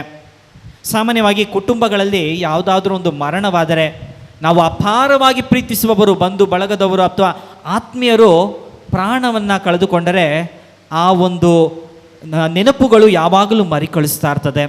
ಯಾವಾಗಲೂ ಅವರು ಮಾಡಿದಂತಹ ಒಳ್ಳೆಯ ಕಾರ್ಯಗಳಾಗಿರ್ಬೋದು, ಅವರ ಜೊತೆ ಕಳೆದಂಥ ಸಮಯವಾಗಿರ್ಬೋದು, ಎಲ್ಲವೂ ಸಹ ನಮಗೆ ನೆನಪಿಗೆ ತಂದುಕೊಡುತ್ತದೆ. ಇಂದು ನಾವು ಅದೇ ಒಂದು ನೆನಪಿನಲ್ಲಿದ್ದೇವೆ. ಪ್ರಭು ಯೇಸು ಕ್ರಿಸ್ತರು ಮಾಡಿದಂತಹ ಮಹತ್ ಕಾರ್ಯಗಳು, ಅವರು ಮಾಡಿದಂತಹ ಬೋಧನೆಗಳು ಎಲ್ಲವೂ ಈ ದಿನ ನಮಗೆ ಮನಸ್ಸಿನಲ್ಲಿ ಮೆಲುಕು ಹಾಕುತ್ತಿದೆ ಅಂತ ಹೇಳ್ಬೋದು. ಅದೇ ಅಷ್ಟು ಪ್ರೀತಿಸುವ ಪ್ರಭು ಯೇಸು ಕ್ರಿಸ್ತರು ಇಂದು ಶಿಲುಬೆಯ ಮೇಲೆ ಪ್ರಾಣವನ್ನು ಅರ್ಪಿಸಿದ್ದಾರೆ. ಯಾರಿಗೋಸ್ಕರ ಅಂದರೆ ನಮಗೋಸ್ಕರ, ನಿಮಗೋಸ್ಕರ, ಎಲ್ಲರಿಗೋಸ್ಕರ ಅವರು ಪ್ರಾಣವನ್ನು ಅರ್ಪಿಸಿದ್ದಾರೆ. ಆದ್ಮೇಲೆ ಇಂದಿನ ವಾಚನದಲ್ಲಿ ನಾವು ನೋಡ್ಬೋದು, ಪ್ರವಾದಿ ಯೆಶಾಯನು ಅರ್ಥಗರ್ಭಿತವಾಗಿ ಒಂದು ಸಂದೇಶವನ್ನು ನೀಡ್ತಾರೆ. ಪ್ರಭು ಯೇಸುವಿನ ಬಗ್ಗೆ ಅವರು ಪ್ರವಾದನೆಯನ್ನು ನುಡಿಯುತ್ತಾರೆ. ಏನಂದರೆ, ನನ್ನ ದಾಸನಿದೋ ಕೃತಾರ್ಥ, ಆಗುವನಾಥ ಮಹಿಮಾನ್ವಿತ, ಏರುವನು ಉನ್ನತ ಪದವಿಗಾತ ಅಂತ ಹೇಳ್ತಾರೆ. ಇಲ್ಲಿ ಪ್ರಭು ಯೇಸು ಕ್ರಿಸ್ತರಲ್ಲಿ ಯಾವುದೇ ಒಂದು ಪಾಪದ ನೆರಳಿರಲಿಲ್ಲ. ಅವರು ಯಾವುದೇ ಒಂದು ಕೆಟ್ಟ ಕಾರ್ಯಗಳನ್ನು ಮಾಡಿರಲಿಲ್ಲ. ಅವರ ಬಾಯಿಂದ ಯಾವುದೇ ಕೆಟ್ಟ ಪದಗಳು ಬರಲಿಲ್ಲ. ಆದರೆ ಇಡೀ ಮಾನವ ಕುಲಕ್ಕೋಸ್ಕರ ಅವರ ಜೀವನವನ್ನೇ ಅವರು ಸಮರ್ಪಿಸಿದರು. ನಮ್ಮನ್ನು ಪಾಪದ ಗುಲಾಮಗಿರಿಯಿಂದ ಬಿಡಿಸಲು ಅವರು ಆ ಶಿಲುಬೆಯ ಭಾರವನ್ನು ಹೊತ್ತುಕೊಂಡು ಆ ಕಲ್ವಾರಿಯ ಬೆಟ್ಟದ ಮೇಲೆ ಪ್ರಾಣವನ್ನು ಅರ್ಪಿಸ್ತಾರೆ ಅಂತ ಪ್ರಭು ಯೇಸು ಕ್ರಿಸ್ತರ ಒಂದು ಜನನ ಮತ್ತು ಮರಣದ ಮುಂಚೆಯೇ ಪ್ರವಾದಿ ಯೆಶಾಯರವರು ಪ್ರವಾದನೆಯನ್ನು ನುಡಿದಿದ್ದರು. ಮೆಸ್ಸಾಯನು ಯಾವ ರೀತಿಯಾದ ಒಂದು ಯಾತನೆಯನ್ನು ಅನುಭವಿಸ್ತಾರೆ, ಯಾವ ರೀತಿಯಾದ ಒಂದು ನೋವನ್ನು ಅನುಭವಿಸ್ತಾರೆ ಅಂತ ಪ್ರವಾದಿ ಯೆಶಾಯನು ಪ್ರವಾದನೆ ನುಡಿದಿದ್ದು ಇಂದು ನೆರವೇರಿತು, ಅಥವಾ ಈ ಶುಭ ಶುಕ್ರವಾರದ ದಿನದಂದು ನೆರವೇರಿತು ಅಂತ ಹೇಳಬಹುದು. ಆದ್ಮೇಲೆ ಸಾಯುವ ದಿನವನ್ನು ನಾವು ಶುಭ ಅಂತ ಹೇಗೆ ತಾನೇ ಹೇಳೋದಕ್ಕೆ ಸಾಧ್ಯ? ಏಕೆಂದರೆ ಇವತ್ತು ಶುಭ ಶುಕ್ರವಾರ ಅಂತ ಹೇಳ್ತಾರೆ. ಶುಭ ಶುಕ್ರವಾರ ಅಂತ ಹೇಳೋದಕ್ಕಿಂತ ಶೋಕದ ಶುಕ್ರವಾರ ಅಂತ ಹೆಸರಿಡ್ಬಿಡ್ಬೋದಾಯ್ತಲ್ಲ. ಏಕೆ ಶುಭ ಶುಕ್ರವಾರ ಅಂತ ಹೇಳಿದ್ದಾರೆ ಅಂದರೆ ಅದಕ್ಕೆ ಮುಖ್ಯ ಕಾರಣವೇನೆಂದರೆ, ಪ್ರಭು ಯೇಸು ಕ್ರಿಸ್ತರು ದೇವರ ರಕ್ಷಣಾ ಕಾರ್ಯವನ್ನು ಸಂಪೂರ್ಣಗೊಳಿಸಿದ ದಿನ ಅಂತ ಹೇಳಬಹುದು.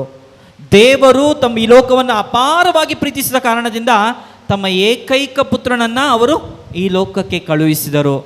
ಆ ಪ್ರಭು ಯೇಸು ಕ್ರಿಸ್ತರು ನಮ್ಮೆಲ್ಲರಿಗೋಸ್ಕರ ಪ್ರಾಣವನ್ನು ಅರ್ಪಿಸಿ ರಕ್ಷಣಾ ಕಾರ್ಯವನ್ನು ಅಥವಾ ರಕ್ಷಣಾ ಯೋಜನೆಯನ್ನು ಸಂಪೂರ್ಣಗೊಳಿಸಿದ ದಿನ ಈ ದಿನವಾಗಿದೆ. ಆ ಕಾರಣದಿಂದಲೇ ಈ ದಿನ ಬಂದು ನಿಜವಾಗಲೂ ಶುಭ ದಿನ ಅಂತ ಹೇಳಬಹುದು.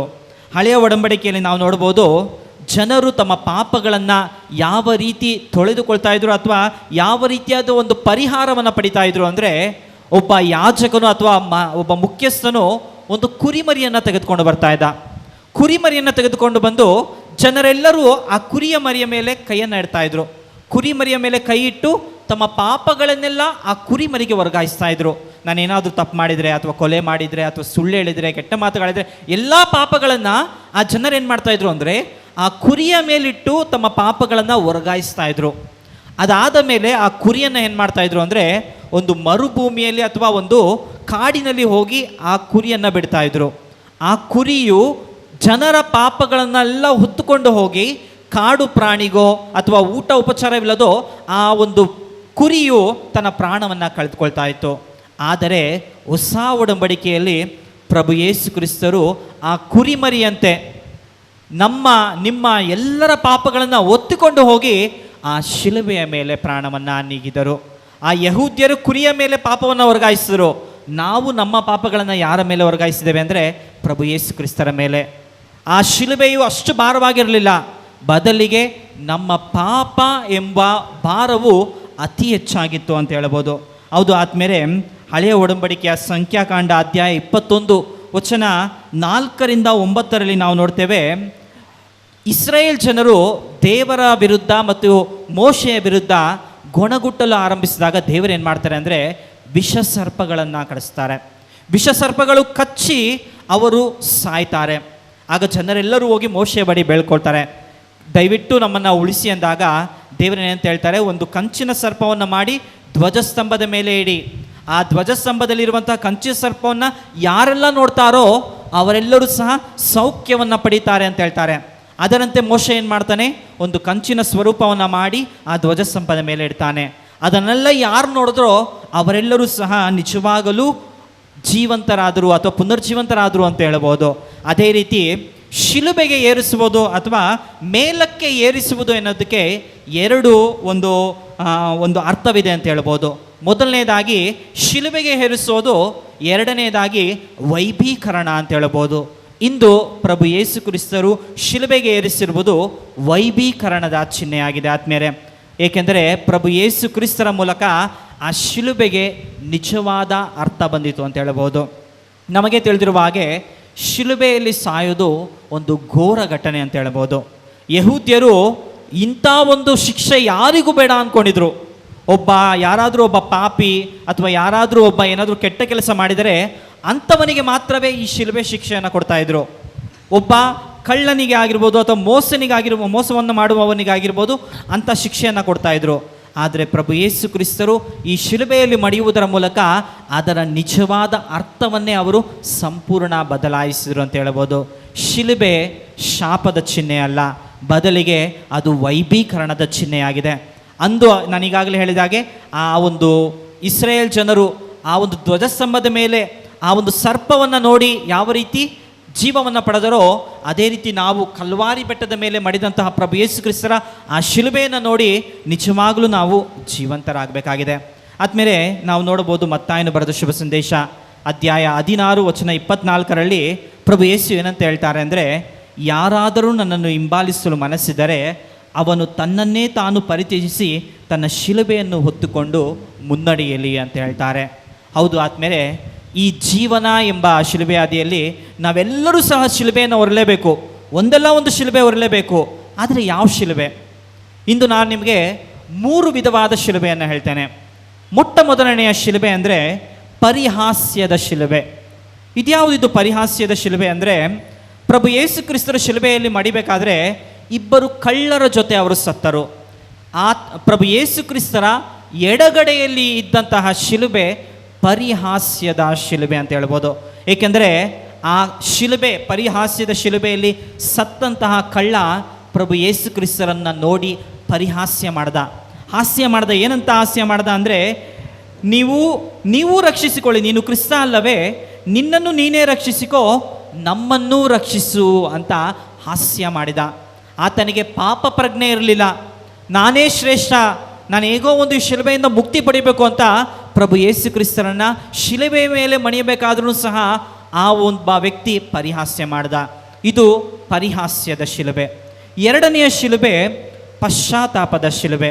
ಪ್ರಭು ಯೇಸು ಕ್ರಿಸ್ತರ ಬಲಗಡೆಯಲ್ಲಿ ಇದ್ದಂತಹ ಶಿಲುಬೆ ಅಥವಾ ಬಲಗಡೆಯಲ್ಲಿ ಇದ್ದಂತಹ ಕಳ್ಳನ ಶಿಲುಬೆಯನ್ನು ಪಶ್ಚಾತ್ತಾಪದ ಶಿಲುಬೆ ಅಂತ ಹೇಳ್ಬೋದು. ಏಕೆಂದರೆ ಆ ಎಡಗಡೆಯಲ್ಲಿ ಇದ್ದಂತಹ ಕಳ್ಳ ಪಶ್ಚಾತ್ತಾಪ ಪಡಲಿಲ್ಲ, ಆದರೆ ಬಲಗಡೆಯಲ್ಲಿ ಇದ್ದಂತಹ ಕಳ್ಳ ಪಶ್ಚಾತ್ತಾಪ ಪಡ್ತಾನೆ.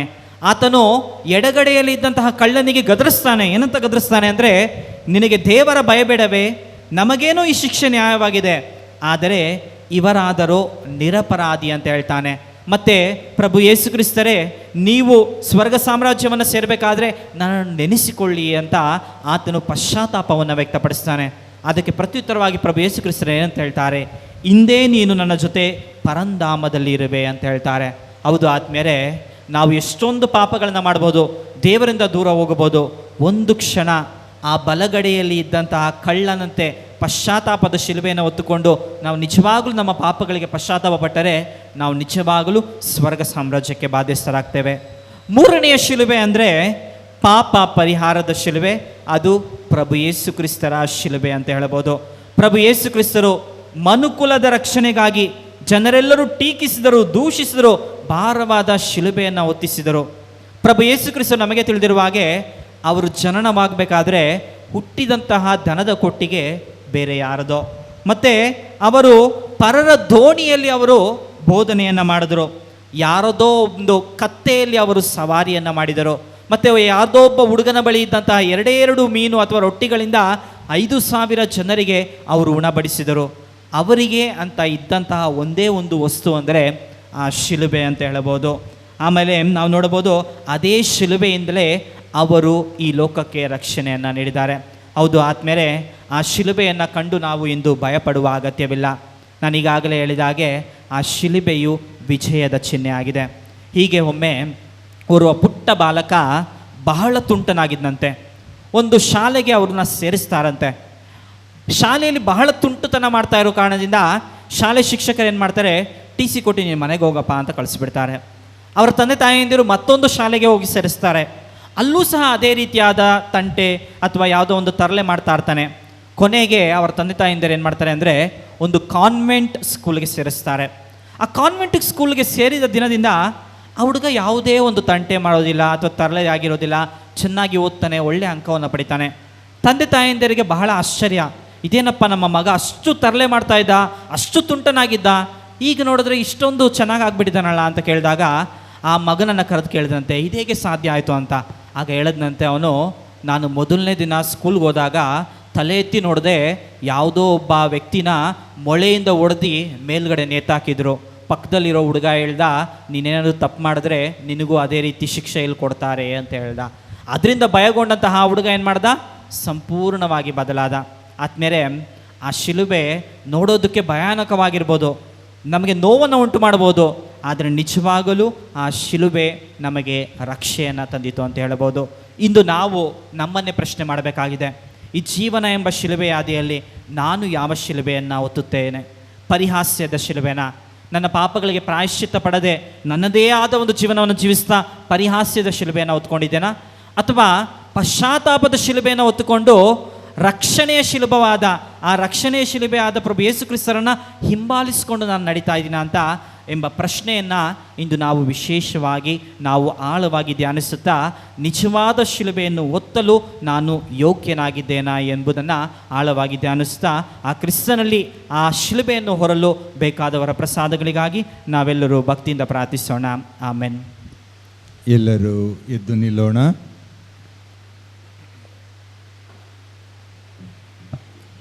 ಇಂದಿನ ಆಚರಣೆಯ ಎರಡನೆಯ ಭಾಗ ಸಾಮೂಹಿಕ ಮತ್ತು ಸಾಂಭ್ರಮಿಕ ಪ್ರಾರ್ಥನೆಗಳು.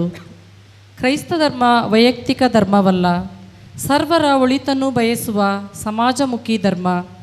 ಸೃಷ್ಟಿಕರ್ತ ದೇವರು ಆಗಸದಲ್ಲಿ ಹಚ್ಚಿಟ್ಟ ಹಣತೆ, ಸೂರ್ಯನ ಬೆಳಕು, ದೇಶ, ಭಾಷೆ, ಧರ್ಮ, ಜಾತಿ, ಬಣ್ಣ ಮತ್ತು ಲಿಂಗ ಭೇದವನೆಣಿಸದೆ ಎಲ್ಲರ ಮೇಲೆ ಪ್ರಕಾಶಿಸುತ್ತದೆ.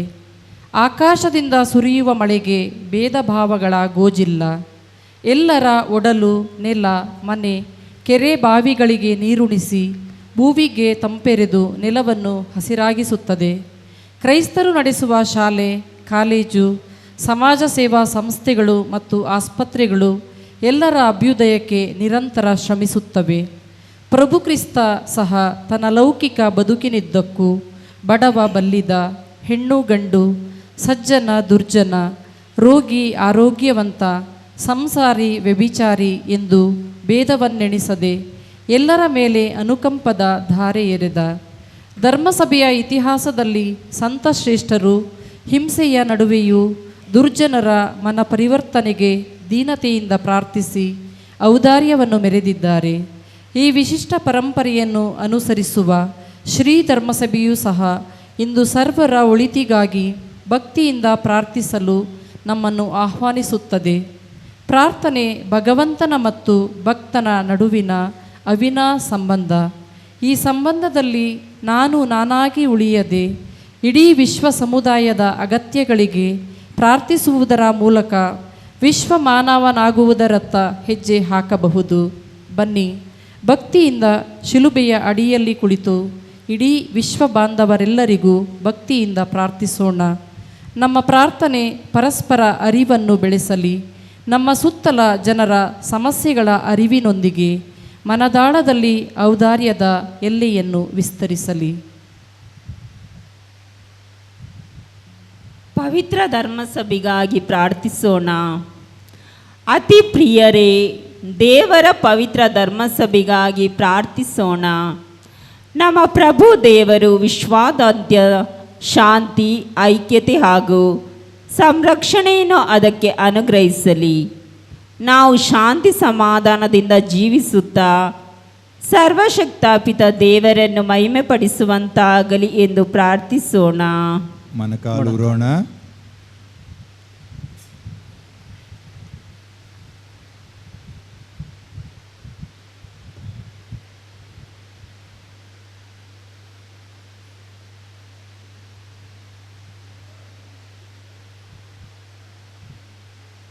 ಎದ್ದು ನಿಲ್ಲೋಣ. ಸರ್ವಶಕ್ತ ಸದಾ ಜೀವಿಸುವ ದೇವರೇ, ನೀವು ನಿಮ್ಮ ಮಹಿಮೆಯಲ್ಲಿ ಕ್ರಿಸ್ತರಲ್ಲಿ ಎನ್ನಾಂಜನಾಂಗಗಳಿಗೆ ಪ್ರಕಟಿಸಿದ್ದೀರಿ. ನಿಮ್ಮ ದಯಾ ಕಾರ್ಯಗಳನ್ನು ಕಾದಿರಿಸಿ ಹೀಗೆ ವಿಶ್ವವ್ಯಾಪ್ತಿಯಾಗಿರುವ ನಿಮ್ಮ ಧರ್ಮಸಭೆಯನ್ನು ವಿಶ್ವಾಸದಲ್ಲಿ ಸ್ಥಿರವಾಗಿದ್ದು ನಿಮ್ಮ ನಾಮವನ್ನು ನಿರಂತರವಾಗಿ ನಿವೇದಿಸಲಿ. ನಮ್ಮ ಪ್ರಭು ಕ್ರಿಸ್ತರ ಮುಖಾಂತರ ನಿಮ್ಮನ್ನು ಪ್ರಾರ್ಥಿಸುತ್ತೇವೆ.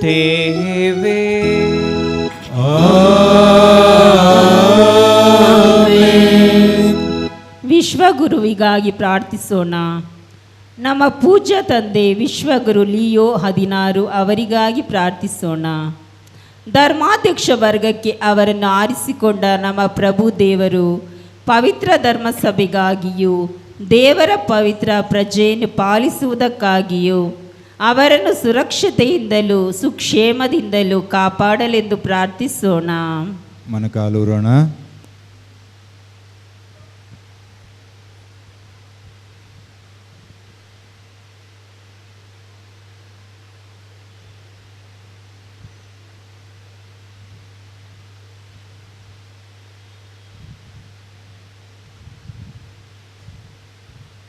ಎದ್ದು ನಿಲ್ಲೋಣ. ಸರ್ವಶಕ್ತ ಸದಾ ಜೀವಿಸುವ ದೇವರೇ, ನಿಮ್ಮ ನಿಯಮದ ಪ್ರಕಾರ ಸಕಲವೂ ನೆಲೆಗೊಂಡಿದೆ. ನಮ್ಮ ಪ್ರಾರ್ಥನೆಗಳನ್ನು ದಯೆಯಿಂದ ಆಲಿಸಿರಿ. ನೀವು ನಮಗಾಗಿ ಆರಿಸಿಕೊಂಡಿರುವ ವಿಶ್ವಗುರುವನ್ನು ನಿಮ್ಮ ಕರುಣೆಯಿಂದ ಕಾಪಾಡಿರಿ. ಹೀಗೆ ಸೃಷ್ಟಿಕರ್ತರಾದ ನಿಮ್ಮ ಆಳ್ವಿಕೆಯಲ್ಲಿರುವ ಕ್ರೈಸ್ತ ಪ್ರಜೆ ಅವರ ಅಧೀನದಲ್ಲಿ ತನ್ನ ವಿಶ್ವಾಸದ ಪುಣ್ಯ ಫಲಗಳಲ್ಲಿ ಪ್ರವರ್ಧಿಸಲಿ. ನಮ್ಮ ಪ್ರಭು ಕ್ರಿಸ್ತರ ಮುಖಾಂತರ ನಿಮ್ಮನ್ನು ಪ್ರಾರ್ಥಿಸುತ್ತೇವೆ.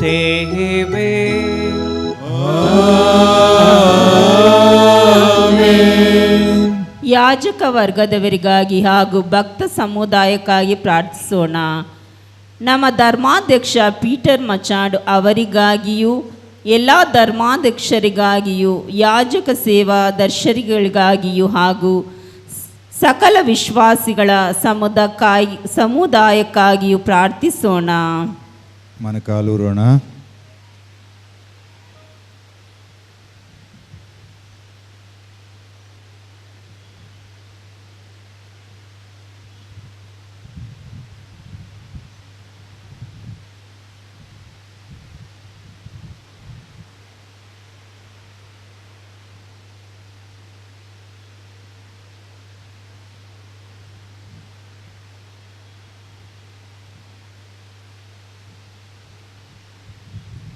ಎದ್ದು ನಿಲ್ಲೋಣ. ಸರ್ವಶಕ್ತ ಸದಾ ಜೀವಿಸುವ ದೇವರೇ, ನಿಮ್ಮ ಪವಿತ್ರಾತ್ಮರ ಮುಖಾಂತರ ಧರ್ಮಸಭೆಯ ಪೂರ್ಣ ಶರೀರವನ್ನು ಪಾವನಗೊಳಿಸಿ ಪರಿಪಾಲಿಸುತ್ತೀರಿ. ನಿಮ್ಮ ಸೇವಾ ವರ್ಗದವರಿಗಾಗಿ ನಾವು ಮಾಡುವ ದೀನ ಪ್ರಾರ್ಥನೆಗಳನ್ನು ಆಲಿಸಿರಿ. ನಿಮ್ಮ ಕೃಪಾವರದ ಕೊಡುಗೆಯಿಂದ ಅವರು ನಿಮಗೆ ನಿಷ್ಠೆಯಿಂದ ಸೇವೆ ಸಲ್ಲಿಸುವಂತಾಗಲಿ. ನಮ್ಮ ಪ್ರಭು ಕ್ರಿಸ್ತರ ಮುಖಾಂತರ ನಿಮ್ಮನ್ನು ಪ್ರಾರ್ಥಿಸುತ್ತೇವೆ.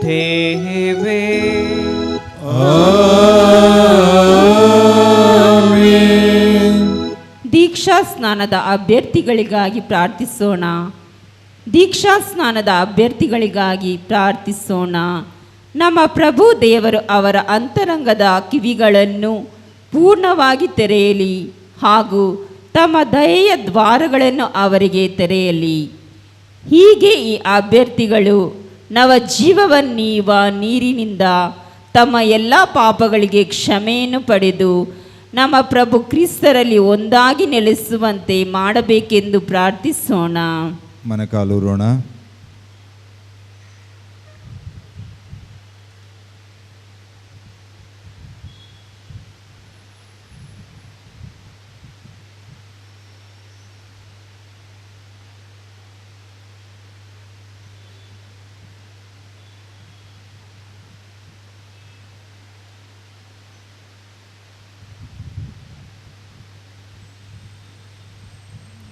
ಎದ್ದು ನಿಲ್ಲೋಣ. ಸರ್ವಶಕ್ತ ಸದಾ ಜೀವಿಸುವ ದೇವರೇ, ನೀವು ನಿಮ್ಮ ಧರ್ಮಸಭೆಯನ್ನು ಯಾವಾಗಲೂ ಹೊಸ ಸಂತತಿಯಿಂದ ಫಲವತ್ತಾಗಿ ಮಾಡುತ್ತೀರಿ. ದೀಕ್ಷಾ ಸ್ನಾನದ ಅಭ್ಯರ್ಥಿಗಳ ವಿಶ್ವಾಸವನ್ನು ಜ್ಞಾನವನ್ನು ಹೆಚ್ಚಿಸಿರಿ. ಹೀಗೆ ಅವರು ದೀಕ್ಷಾ ಸ್ನಾನದ ಬುಗ್ಗೆಯಲ್ಲಿ ಹೊಸದಾಗಿ ಹುಟ್ಟಿ ನಿಮ್ಮ ದತ್ತು ಮಕ್ಕಳ ಸಮೂಹಕ್ಕೆ ಸೇರುವಂತೆ ಮಾಡಿರಿ. ನಮ್ಮ ಪ್ರಭು ಕ್ರಿಸ್ತರ ಮುಖಾಂತರ ನಿಮ್ಮನ್ನು ಪ್ರಾರ್ಥಿಸುತ್ತೇವೆ.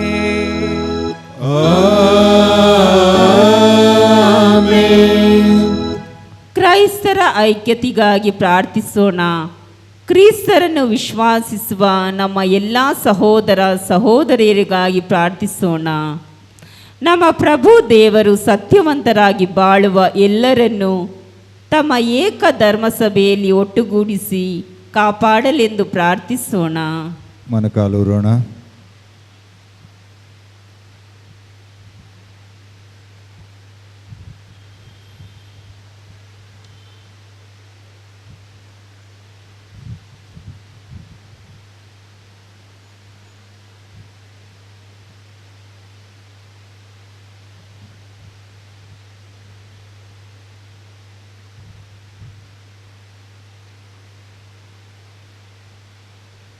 ಎದ್ದು ನಿಲ್ಲೋಣ. ಸರ್ವಶಕ್ತ ಸದಾ ಜೀವಿಸುವ ದೇವರೇ, ಚದುರಿ ಓದುವುದನ್ನು ಒಟ್ಟುಗೂಡಿಸಿದ್ದನ್ನು ಸಂರಕ್ಷಿಸುತ್ತೀರಿ. ನಿಮ್ಮ ಪುತ್ರರ ಮಂದೆಯನ್ನು ಕರುಣೆಯಿಂದ ಇಚ್ಛಿಸಿರಿ. ಒಂದೇ ದೀಕ್ಷಾ ಸ್ನಾನದಿಂದ ಪುನೀತರಾದ ಅವರೆಲ್ಲರೂ ವಿಶ್ವಾಸದ ಸಮಗ್ರತೆಯಲ್ಲೂ ಪ್ರೀತಿಯ ಬಾಂಧವ್ಯದಲ್ಲೂ ಒಂದಾಗಲಿ. ನಮ್ಮ ಪ್ರಭು ಕ್ರಿಸ್ತರ ಮುಖಾಂತರ ನಿಮ್ಮನ್ನು ಪ್ರಾರ್ಥಿಸುತ್ತೇವೆ.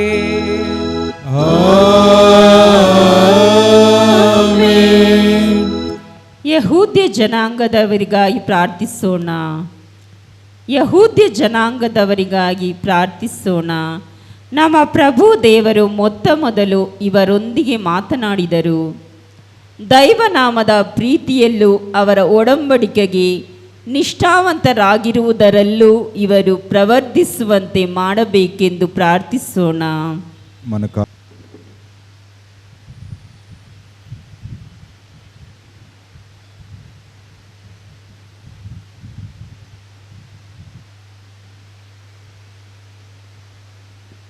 ಎದ್ದು ನಿಲ್ಲೋಣ. ಸರ್ವಶಕ್ತ ಸದಾ ಜೀವಿಸುವ ದೇವರೇ, ನಿಮ್ಮ ವಾಗ್ದಾನಗಳನ್ನು ಅಬ್ರಹಾಮನಿಗೂ ಆತನ ಸಂತತಿಗೂ ದಯಪಾಲಿಸಿದ್ದೀರಿ. ನಿಮ್ಮ ಧರ್ಮಸಭೆಯ ಪ್ರಾರ್ಥನೆಗಳನ್ನು ದಯೆಯಿಂದ ಆಲಿಸಿರಿ. ಹೀಗೆ ನೀವು ನಿಮ್ಮ ಸ್ವಂತ ಪ್ರಜೆಯನ್ನಾಗಿ ಮೊದಲು ಆರಿಸಿಕೊಂಡ ಅವರು ರಕ್ಷಣೆಯ ಸಂಪೂರ್ಣತೆಯನ್ನು ಹೊಂದುವಂತೆ ಅನುಗ್ರಹಿಸಿರಿ. ನಮ್ಮ ಪ್ರಭು ಕ್ರಿಸ್ತರ ಮುಖಾಂತರ ನಿಮ್ಮನ್ನು ಪ್ರಾರ್ಥಿಸುತ್ತೇವೆ.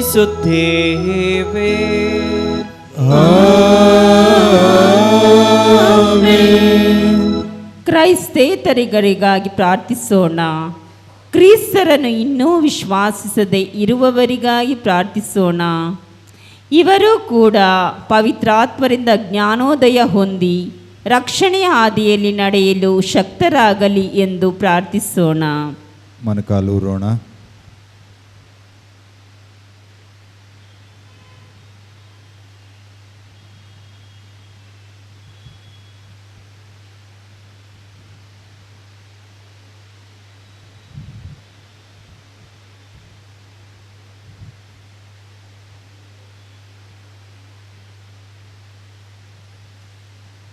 ಎದ್ದು ನಿಲ್ಲೋಣ. ಸರ್ವಶಕ್ತ ಸದಾ ಜೀವಿಸುವ ದೇವರೇ, ಕ್ರಿಸ್ತರನ್ನು ವಿಶ್ವಾಸದೇ ಇರುವವರು ನಿಮ್ಮ ಸಮ್ಮುಖದಲ್ಲಿ ಪ್ರಾಮಾಣಿಕ ಹೃದಯದಿಂದ ನಡೆಯುತ್ತಾ ಸತ್ಯವನ್ನು ಕಂಡರಿಯಲಿ. ನಾವು ಪರಸ್ಪರ ಪ್ರೀತಿಯಲ್ಲಿ ಎಡಬಿಡದೆ ಪ್ರವರ್ತಿಸುತ್ತಾ ನಿಮ್ಮ ಜೀವನದ ರಹಸ್ಯವನ್ನೇ ಹೆಚ್ಚೆಚ್ಚಾಗಿ ಅರಿತುಕೊಳ್ಳಲು ಶ್ರಮಿಸುತ್ತಾ ಪ್ರಪಂಚದಲ್ಲಿ ನಿಮ್ಮ ಪ್ರೀತಿಗೆ ಅತ್ಯುತ್ತಮ ಸಾಕ್ಷಿಗಳಾಗಿ ಬಾಳುವಂತೆ ಮಾಡಿರಿ. ನಮ್ಮ ಪ್ರಭು ಕ್ರಿಸ್ತರ ಮುಖಾಂತರ ನಿಮ್ಮನ್ನು ಪ್ರಾರ್ಥಿಸುತ್ತೇವೆ.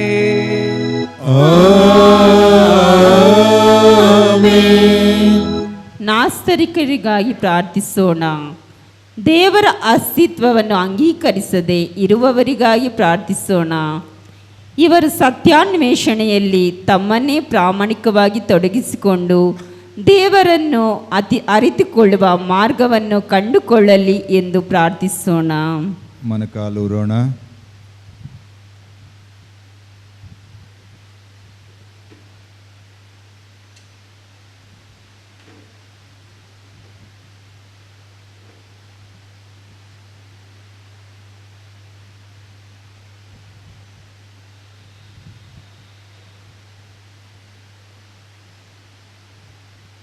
ಎದ್ದು ನಿಲ್ಲೋಣ. ಸರ್ವಶಕ್ತ ಸದಾ ಜೀವಿಸುವ ದೇವರೇ, ನೀವು ಸಕಲ ಮಾನವರನ್ನು ಸೃಷ್ಟಿಸಿದ್ದೀರಿ. ಹೀಗೆ ಅವರು ನಿಮ್ಮನ್ನು ಸುಧಾರಿಸುತ್ತಾ ನಿಮ್ಮನ್ನು ಕಂಡುಕೊಂಡು ನಿಮ್ಮಲ್ಲಿ ವಿರಮಿಸುವಂತೆ ಮಾಡಿದ್ದೀರಿ. ಎಲ್ಲ ಹಾನಿಕಾರಕ ಅಡ್ಡಿ ಆತಂಕಗಳ ನಡುವೆಯೂ ಎಲ್ಲರೂ ನಿಮ್ಮ ಪಿತೃವಾತ್ಸಲ್ಯದ ಚಿಂತೆಗಳನ್ನು, ನಿಮ್ಮಲ್ಲಿ ವಿಶ್ವಾಸವಿಟ್ಟವರ ಸತ್ಕಾರ್ಯಗಳ ಸಾಕ್ಷ್ಯವನ್ನು ಕಂಡರಿತು ನೀವೊಬ್ಬರೇ ನಿಜವಾದ ದೇವರೆಂದು, ಮಾನವ ಕುಲದ ತಂದೆ ಎಂದು ಆನಂದದಿಂದ ನಿವೇದಿಸಲಿ. ನಮ್ಮ ಪ್ರಭು ಕ್ರಿಸ್ತನ ಮುಖಾಂತರ ನಿಮ್ಮನ್ನು ಪ್ರಾರ್ಥಿಸುತ್ತೇವೆ.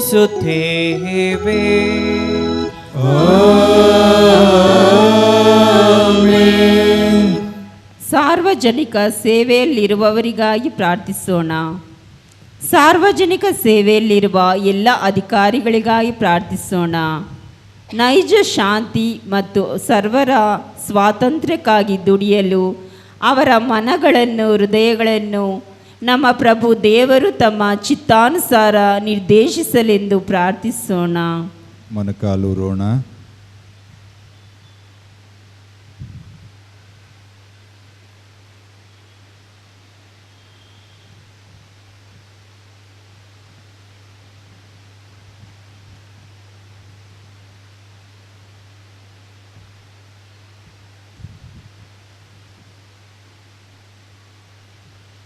ಎದ್ದು ನಿಲ್ಲೋಣ.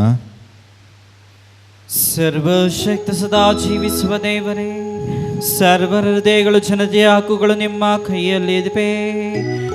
ನಮ್ಮನ್ನು ಅಧಿಕಾರದಿಂದ ಆಳುವವರು ಪ್ರಸನ್ನತೆಯಿಂದ ಇಚ್ಛಿಸಿರಿ. ಹೀಗೆ ಪ್ರಪಂಚದ ಎಲ್ಲೆಡೆಗಳಲ್ಲೂ ಜನತೆಯ ಸಮೃದ್ಧಿಯು, ಶಾಂತಿಯ ಭರವಸೆಯು, ಧಾರ್ಮಿಕ ಸ್ವಾತಂತ್ರ್ಯವು ನಿಮ್ಮ ಕೊಡುಗೆಯ ಫಲವಾಗಿ ಸುಭದ್ರವಾಗಿ ನೆಲೆಸಲಿ. ನಮ್ಮ ಪ್ರಭು ಕ್ರಿಸ್ತನ ಮುಖಾಂತರ ನಿಮ್ಮನ್ನು ಪ್ರಾರ್ಥಿಸುತ್ತೇವೆ.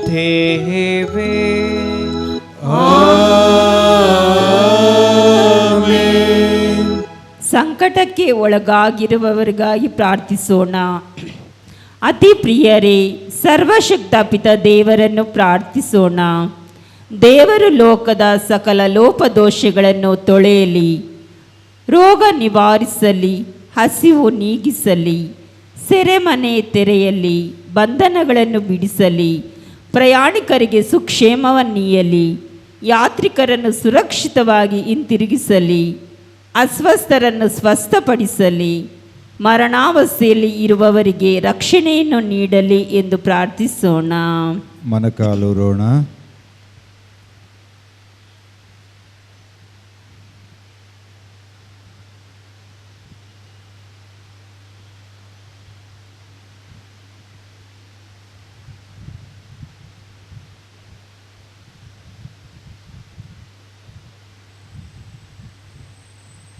ಎದ್ದು ನಿಲ್ಲೋಣ. ಸರ್ವಶಕ್ತ ಸದಾ ಜೀವಿಸುವ ದೇವರೇ, ದುಃಖ ಪಡುವವರಿಗೆ ಉಪಶಮನವು, ಕಷ್ಟಪಡುವವರಿಗೆ ಶಕ್ತಿ ಸಾಮರ್ಥ್ಯವು ನೀವೇ. ಯಾವ ಸಂಕಟದಲ್ಲೇ ಆಗಲಿ ನಿಮಗೆ ಮೊರೆಯಿಡುವವರ ಪ್ರಾರ್ಥನೆ ನಿಮ್ಮ ಸನ್ನಿಧಿ ಸೇರಲಿ. ಎಲ್ಲರೂ ತಮ್ಮ ತಮ್ಮ ಅವಶ್ಯಕತೆಗಳಲ್ಲಿ ನಿಮ್ಮ ಕರುಣೆಯನ್ನು ಪಡೆದಕ್ಕಾಗಿ ಸಂತೋಷಿಸಲಿ. ನಮ್ಮ ಪ್ರಭು ಕ್ರಿಸ್ತನ ಮುಖಾಂತರ ನಿಮ್ಮನ್ನು ಪ್ರಾರ್ಥಿಸುತ್ತೇವೆ.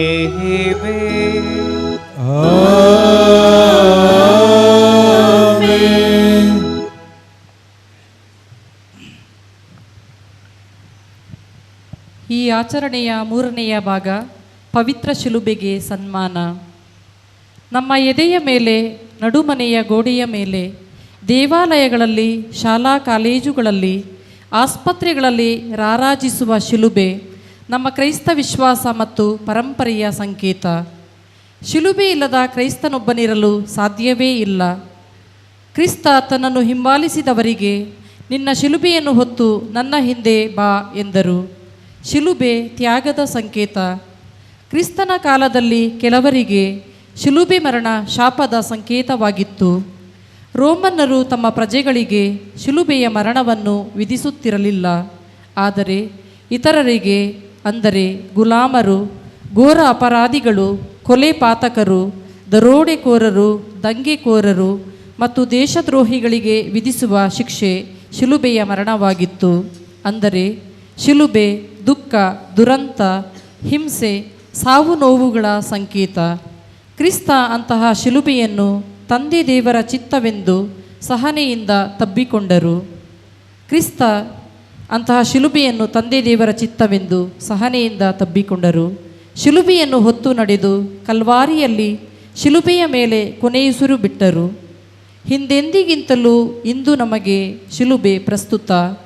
ಕಿಂಚಿತ್ತೂ ನೋವನ್ನು ಸಹಿಸದೆ, ನೋವು ನಿರಾಕ ಗುಳಿಗೆ ನುಂಗುವವರು, ಕಷ್ಟಪಟ್ಟು ಓದದೆ ಪಾಸಾಗಬೇಕೆನ್ನುವವರು, ಶ್ರಮ ಪಡದೆ ಹಣ ಮಾಡಬೇಕೆನ್ನುವವರು, ಜೀವನದಲ್ಲಿ ಸಣ್ಣ ಪುಟ್ಟ ಸಮಸ್ಯೆಗಳನ್ನು ಎದುರಿಸಲಾಗದೆ ಆತ್ಮಹತ್ಯೆ ಮಾಡಿಕೊಳ್ಳುವವರು, ದಾಂಪತ್ಯ ಜೀವನದಲ್ಲಿ ಎದುರಾಗುವ ಸಮಸ್ಯೆಗಳನ್ನು ಬಗೆಹರಿಸಿಕೊಳ್ಳಲು ತಾಳ್ಮೆ ಇಲ್ಲದೆ ವಿಚ್ಛೇದನಕ್ಕೆ ಮುಂದಾಗುವವರು, ಹಣ, ಆಸ್ತಿ, ಒಡವೆಗಳ ಆಸೆಗಾಗಿ ಬಂಧುಗಳನ್ನೇ ಕೊಲ್ಲುವವರು, ತನ್ನ ಒಳಿತಿಗಾಗಿ ಇತರರನ್ನು ಬಲಿಪಶುಗಳನ್ನಾಗಿ ಮಾಡುವವರು, ಹೀಗೆ ಪಟ್ಟಿ ಬೆಳೆಯುತ್ತಾ ಹೋಗುತ್ತದೆ.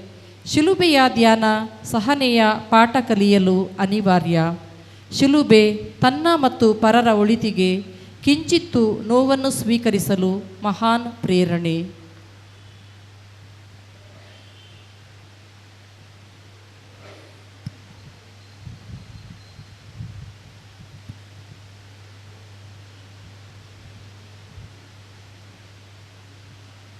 ಈಗೋ ಶಿಲುಬೆ ಮರ,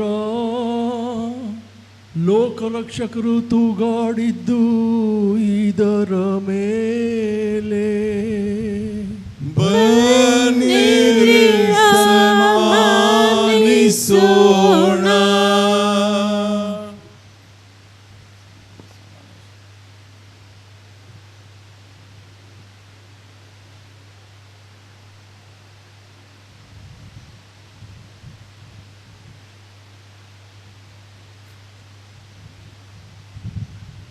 ಈಗೋ ಶಿಲುಬೆ ಮರ, ಲೋಕರಕ್ಷಕರು ತೂಗಾಡಿದ್ದು ಇದರ ಮೇಲೆ. ಬನ್ನಿರಿ ಸನ್ಮಾನಿಸೋಣ.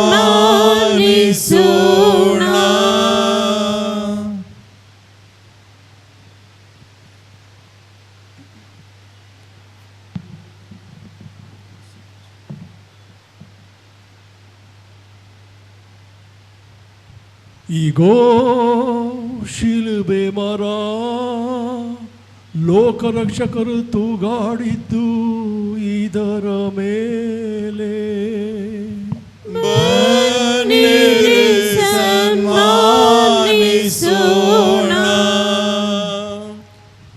ನಾವೆಲ್ಲರೂ ಈಗ ಶಿಲುಬೆಯನ್ನು ಸನ್ಮಾನಿಸೋಣ. ಎರಡು ಸಾಲಾಗಿ ಬನ್ನಿ. ಒಂದು ಸಾಲಿನ ನಂತರ ಇನ್ನೊಂದು ಸಾಲಾಗಿ ಬನ್ನಿ. ಸ್ವಯಂ ಸೇವಕರೊಂದಿಗೆ ಸಹಕರಿಸಬೇಕು.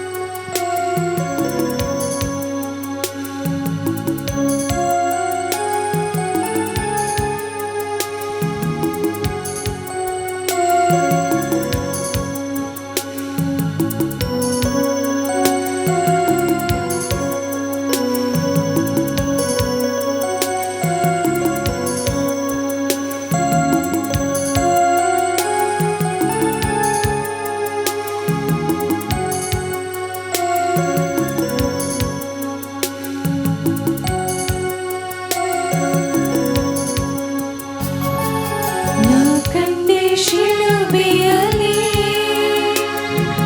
ರಕ್ತದಿ ರಕ್ಷಕರ ನನ್ನತ್ತ ನೋಡುತ್ತಿದ್ದ ನೋವಿನವರ ಪುತ್ರರ ನಿನಗಾಗಿ ತಾನೇ ಈ ನಿಂದೆ ನೋವು ನಿನ್ನಿಂದ ತಾನೇ ಈ ಘೋರ ಸಾವು ಇದಕ್ಕಿಂತ ನೀಡಲೇನು ಎನ್ನುವ ಶ್ರೀಸುವ ಎನ್ನುವ ಶ್ರೀಯೇಸುವ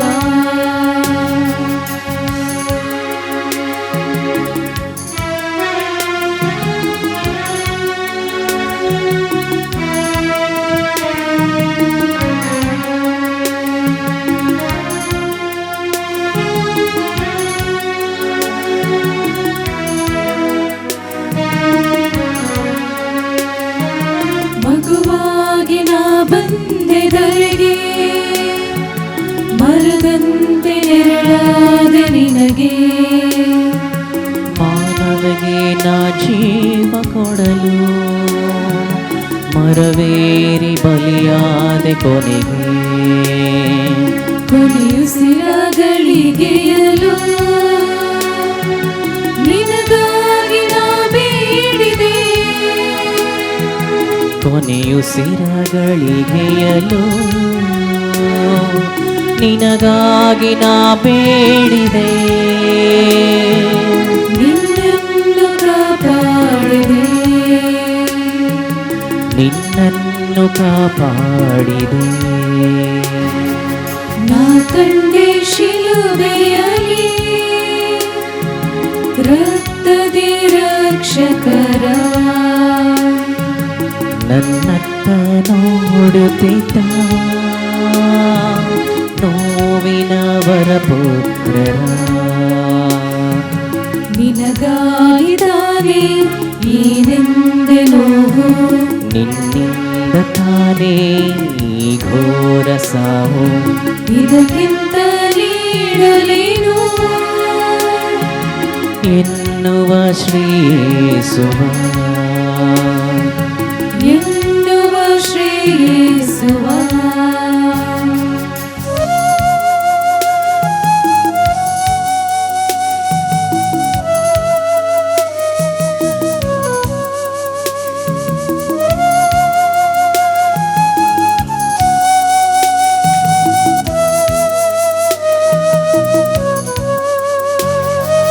ಮರೆತೆನ್ನ ನೀ ದೂರ ಸರಿದೆ ಸರಿಯಲ್ಲ ಬಾಯೆಂದು ಕರೆದೆ ಬಂದೆನ್ನ ಹಿಂಬಾಲಿಸೆಂದೆ ಬೇಡೆಂದು ನೀ ಹಾದಿ ತೊರೆದೆ ಎಡೆಬಿಡದೆ ಮುನ್ನಡೆದು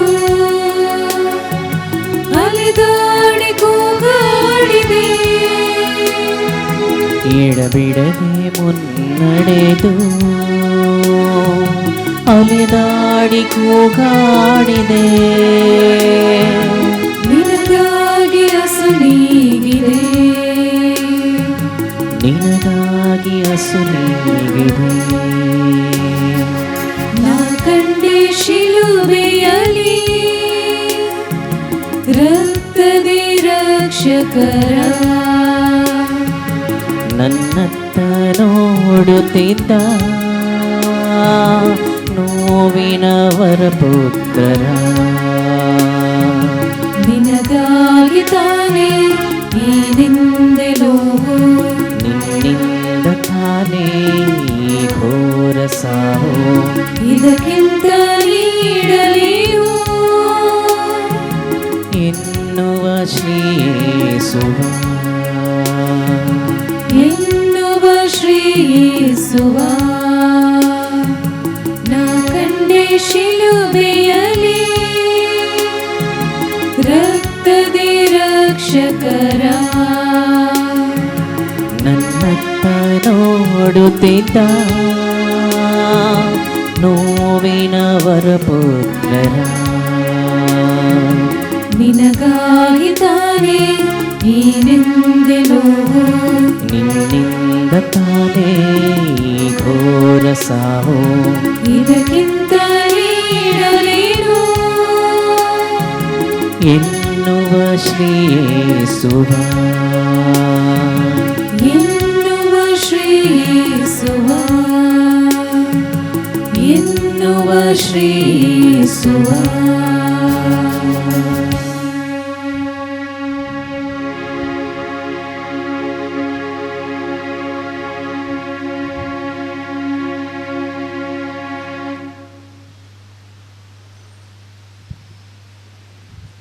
ಪೂಜಿತವಾಗಲಿ, ನಿಮ್ಮ ರಾಜ್ಯ ಬರಲಿ, ನಿಮ್ಮ ಚಿತ್ತ ಸ್ವರ್ಗದಲ್ಲಿ ನೆರವೇರುವ ಪ್ರಕಾರ ಭೂಮಿಯಲ್ಲಿಯೂ ನೆರವೇರಲಿ.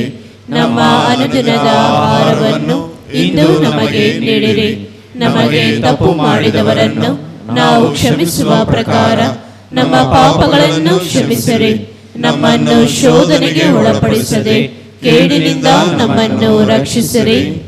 ಪ್ರಭು, ಸಕಲ ಕೇಡುಗಳಿಂದ ನಮ್ಮನ್ನು ರಕ್ಷಿಸರೆಂದು ಪ್ರಾರ್ಥಿಸುತ್ತೇವೆ. ನಿಮ್ಮ ದಯೆಯ ನೆರವನ್ನು ಪಡೆದು ಪಾಪದಿಂದ ಸದಾ ವಿಮುಕ್ತರಾಗಿ ಎಲ್ಲ ಸಂಕಷ್ಟಗಳಿಂದ ಸುರಕ್ಷಿತರಾಗಿರುವಂತೆ ನಮ್ಮ ಜೀವಮಾನದಲ್ಲಿ ಶಾಂತಿಯನ್ನು ದಯೆಯನ್ನು ಕರುಣಿಸಿರಿ. ನಾವು ಸ್ವರ್ಗಾನಂದವನ್ನು ನಮ್ಮ ರಕ್ಷಕ ಯೇಸುಕ್ರಿಸ್ತರ ಆಗಮನವನ್ನು ನಿರೀಕ್ಷಿಸುತ್ತಿದ್ದೇವೆ. ಏಕೆಂದರೆ ರಾಜ್ಯಭಾರವು ಅಧಿಕಾರವು ಮಹಿಮೆಯು ಯುಗ ಯುಗಾಂತರಕ್ಕೂ ನಿಮ್ಮದೇ. ಪ್ರಭು ಯೇಸು ಕ್ರಿಸ್ತರೇ, ನಿಮ್ಮ ಪ್ರೇಷಿತರಿಗೆ ನಿಮಗೆ ಶಾಂತಿಯನ್ನು ಬಿಟ್ಟು ಹೋಗುತ್ತೇನೆ, ನನ್ನ ಶಾಂತಿ ನಿಮಗೆ ಕೊಡುತ್ತೇನೆ ಎಂದು ಹೇಳಿದ್ದೀರಿ. ನಮ್ಮ ಪಾಪಗಳನ್ನು ಲಕ್ಷಿಸದೆ ನಿಮ್ಮ ಧರ್ಮಸಭೆ ವಿಶ್ವಾಸವನ್ನು ಇಚ್ಛಿಸಿರಿ.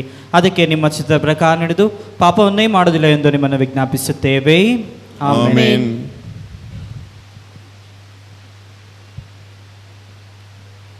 ಇಗೋ ದೇವರ ಕುರಿಮರಿ, ಇಗೋ ಇವರೇ ಲೋಕದ ಪಾಪಗಳನ್ನು ಪರಿಹರಿಸುವವರು. ಕುರಿಮರಿಯ ಭೋಜನಕ್ಕೆ ಆಹ್ವಾನಿತರಾದ ನಾವೆಲ್ಲರೂ ಭಾಗ್ಯವಂತರು. ಪ್ರಭು, ತಾವು ನನ್ನ ಮನೆಯನ್ನು ಪ್ರವೇಶಿಸಲು ನಾನು ಪಾತ್ರನಲ್ಲ, ಆದರೆ ತಾವು ಒಂದೇ ಒಂದು ಮಾತನ್ನು ನುಡಿಯಿರಿ, ನನ್ನ ಆತ್ಮವು ಸ್ವಸ್ಥವಾಗುವುದು. ಈಗ ಪರಮ ಪ್ರಸಾದವನ್ನು ಸ್ವೀಕರಿಸುವ ಸಮಯ. ಅಕ್ರೈಸ್ತರಿದ್ದರೆ ದಯವಿಟ್ಟು ನೀವು ಇದ್ದ ಸ್ಥಳದಲ್ಲೇ ಇದ್ದು ಪ್ರಾರ್ಥನೆ ಮಾಡಬೇಕಾಗಿ ನಿಮ್ಮಲ್ಲಿ ಕೇಳಿಕೊಳ್ಳುತ್ತೇನೆ.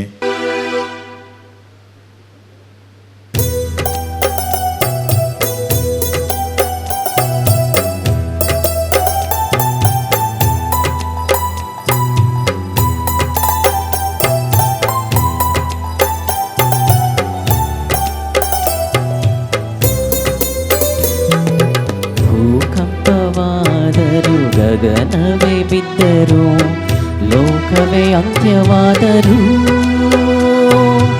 ಅಳಿಯದು ವಾರ್ತೆಯು ಸುವಾರ್ತೆಯು. ಭೂಕಂಪವಾದರೂ ಗಗನವೇ ಬಿದ್ದರೂ ಲೋಕವೇ ಅಂತ್ಯವಾದರೂ ಅಳಿಯದ ವಾರ್ತೆಯು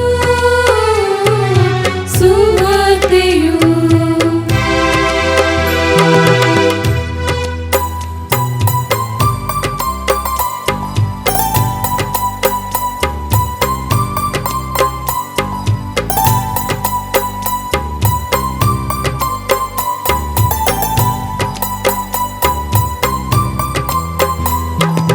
ಕ್ರಿಸ್ತೇಸುವನ್ನು ಬಂಧಿಸಿದರು, ನ್ಯಾಯದ ಕಟ್ಟೆಗೆ ಎಳೆದೊಯ್ದರು.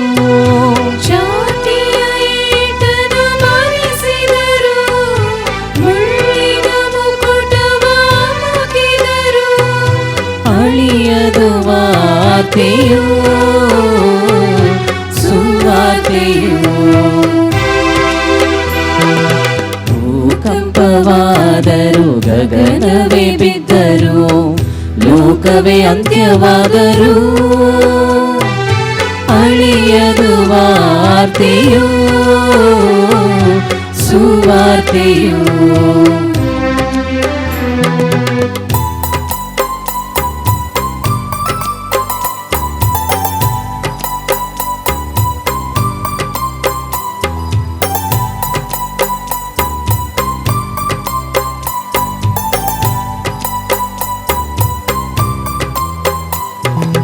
ಯೇಸುಗೆ ಶಿಲುಬೆಯ ಹೊರಿಸಿದರು, ಕಲ್ವಾರಿ ಬೆಟ್ಟವನ್ನೇರಿಸಿದರು. ದೇಹಕ್ಕೆ ಮೊಳೆಗಳ ಜಡಿದಿದ್ದರು, ಈಟಿಗೆ ಹೃದಯವ ತಿಳಿದಿದ್ದರು. ಅಳಿಯದು ವಾರ್ತೆಯೋ ಸುವಾರ್ತೆಯೋ. ಭೂಕಂಪವಾದರೂ ಗಗನವೇ ಬಿದ್ದರು, ಲೋಕವೇ ಅಂತ್ಯವಾದರೂ ಅಳಿಯದು ವಾರ್ತೆಯೋ ಸುವಾರ್ತೆಯೋ. ಭೂಕಂಪವಾದರು ಗಗನವೇ ಬಿದ್ದರು, ಲೋಕವೇ ಅಂತ್ಯವಾದರು ಅಳಿಯದು ವಾರ್ತೆಯೋ ಸುವಾರ್ತೆಯೋ.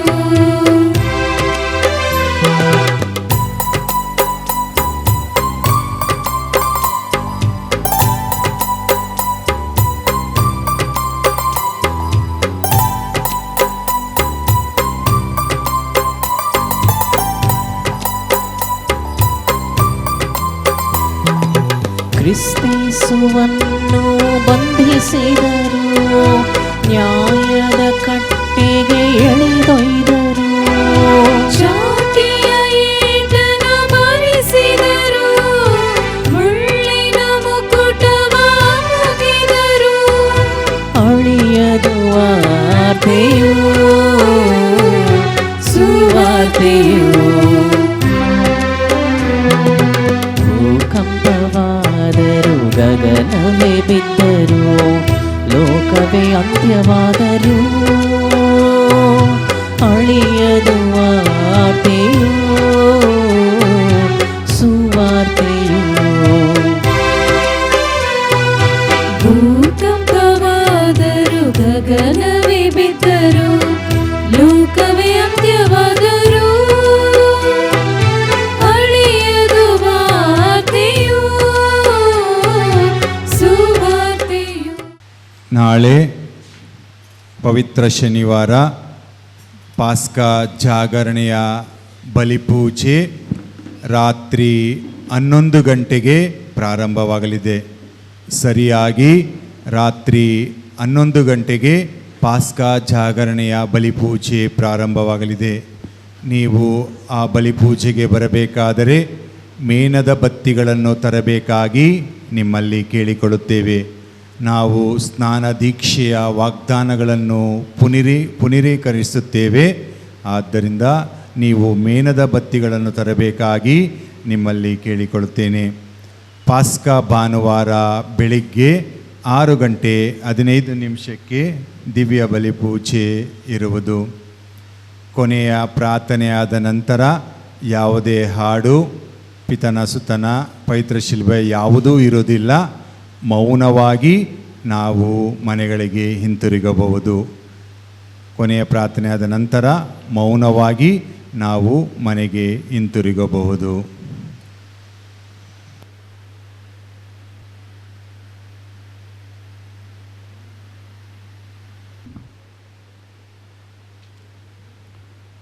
ಪ್ರಾರ್ಥಿಸೋಣ. ಸರ್ವಶಕ್ತ ಸದಾ ಜೀವಿಸುವ ದೇವರೇ, ಕ್ರಿಸ್ತರ ಪವಿತ್ರ ಮರಣ ಮತ್ತು ಪುನರುತ್ಥಾನದ ಮೂಲಕ ನೀವು ನಮಗೆ ಜೀವವನ್ನು ಮರಳಿ ದಯಪಾಲಿಸುತ್ತೀರಿ. ನಿಮ್ಮ ದಯ ಕಾರ್ಯದಲ್ಲಿ ನಮ್ಮನ್ನು ಸಂರಕ್ಷಿಸಿರಿ. ಹೀಗೆ ಪರಮ ರಹಸ್ಯದಲ್ಲಿ ಭಾಗಿಗಳಾದ ನಾವು ನಿಮ್ಮ ಭಕ್ತಿಯಲ್ಲಿ ಸತತವು ಜೀವಿಸುವಂತೆ ಮಾಡಿರಿ. ನಮ್ಮ ಪ್ರಭು ಕ್ರಿಸ್ತರ ಮುಖಾಂತರ ನಿಮ್ಮನ್ನು ಪ್ರಾರ್ಥಿಸುತ್ತೇವೆ.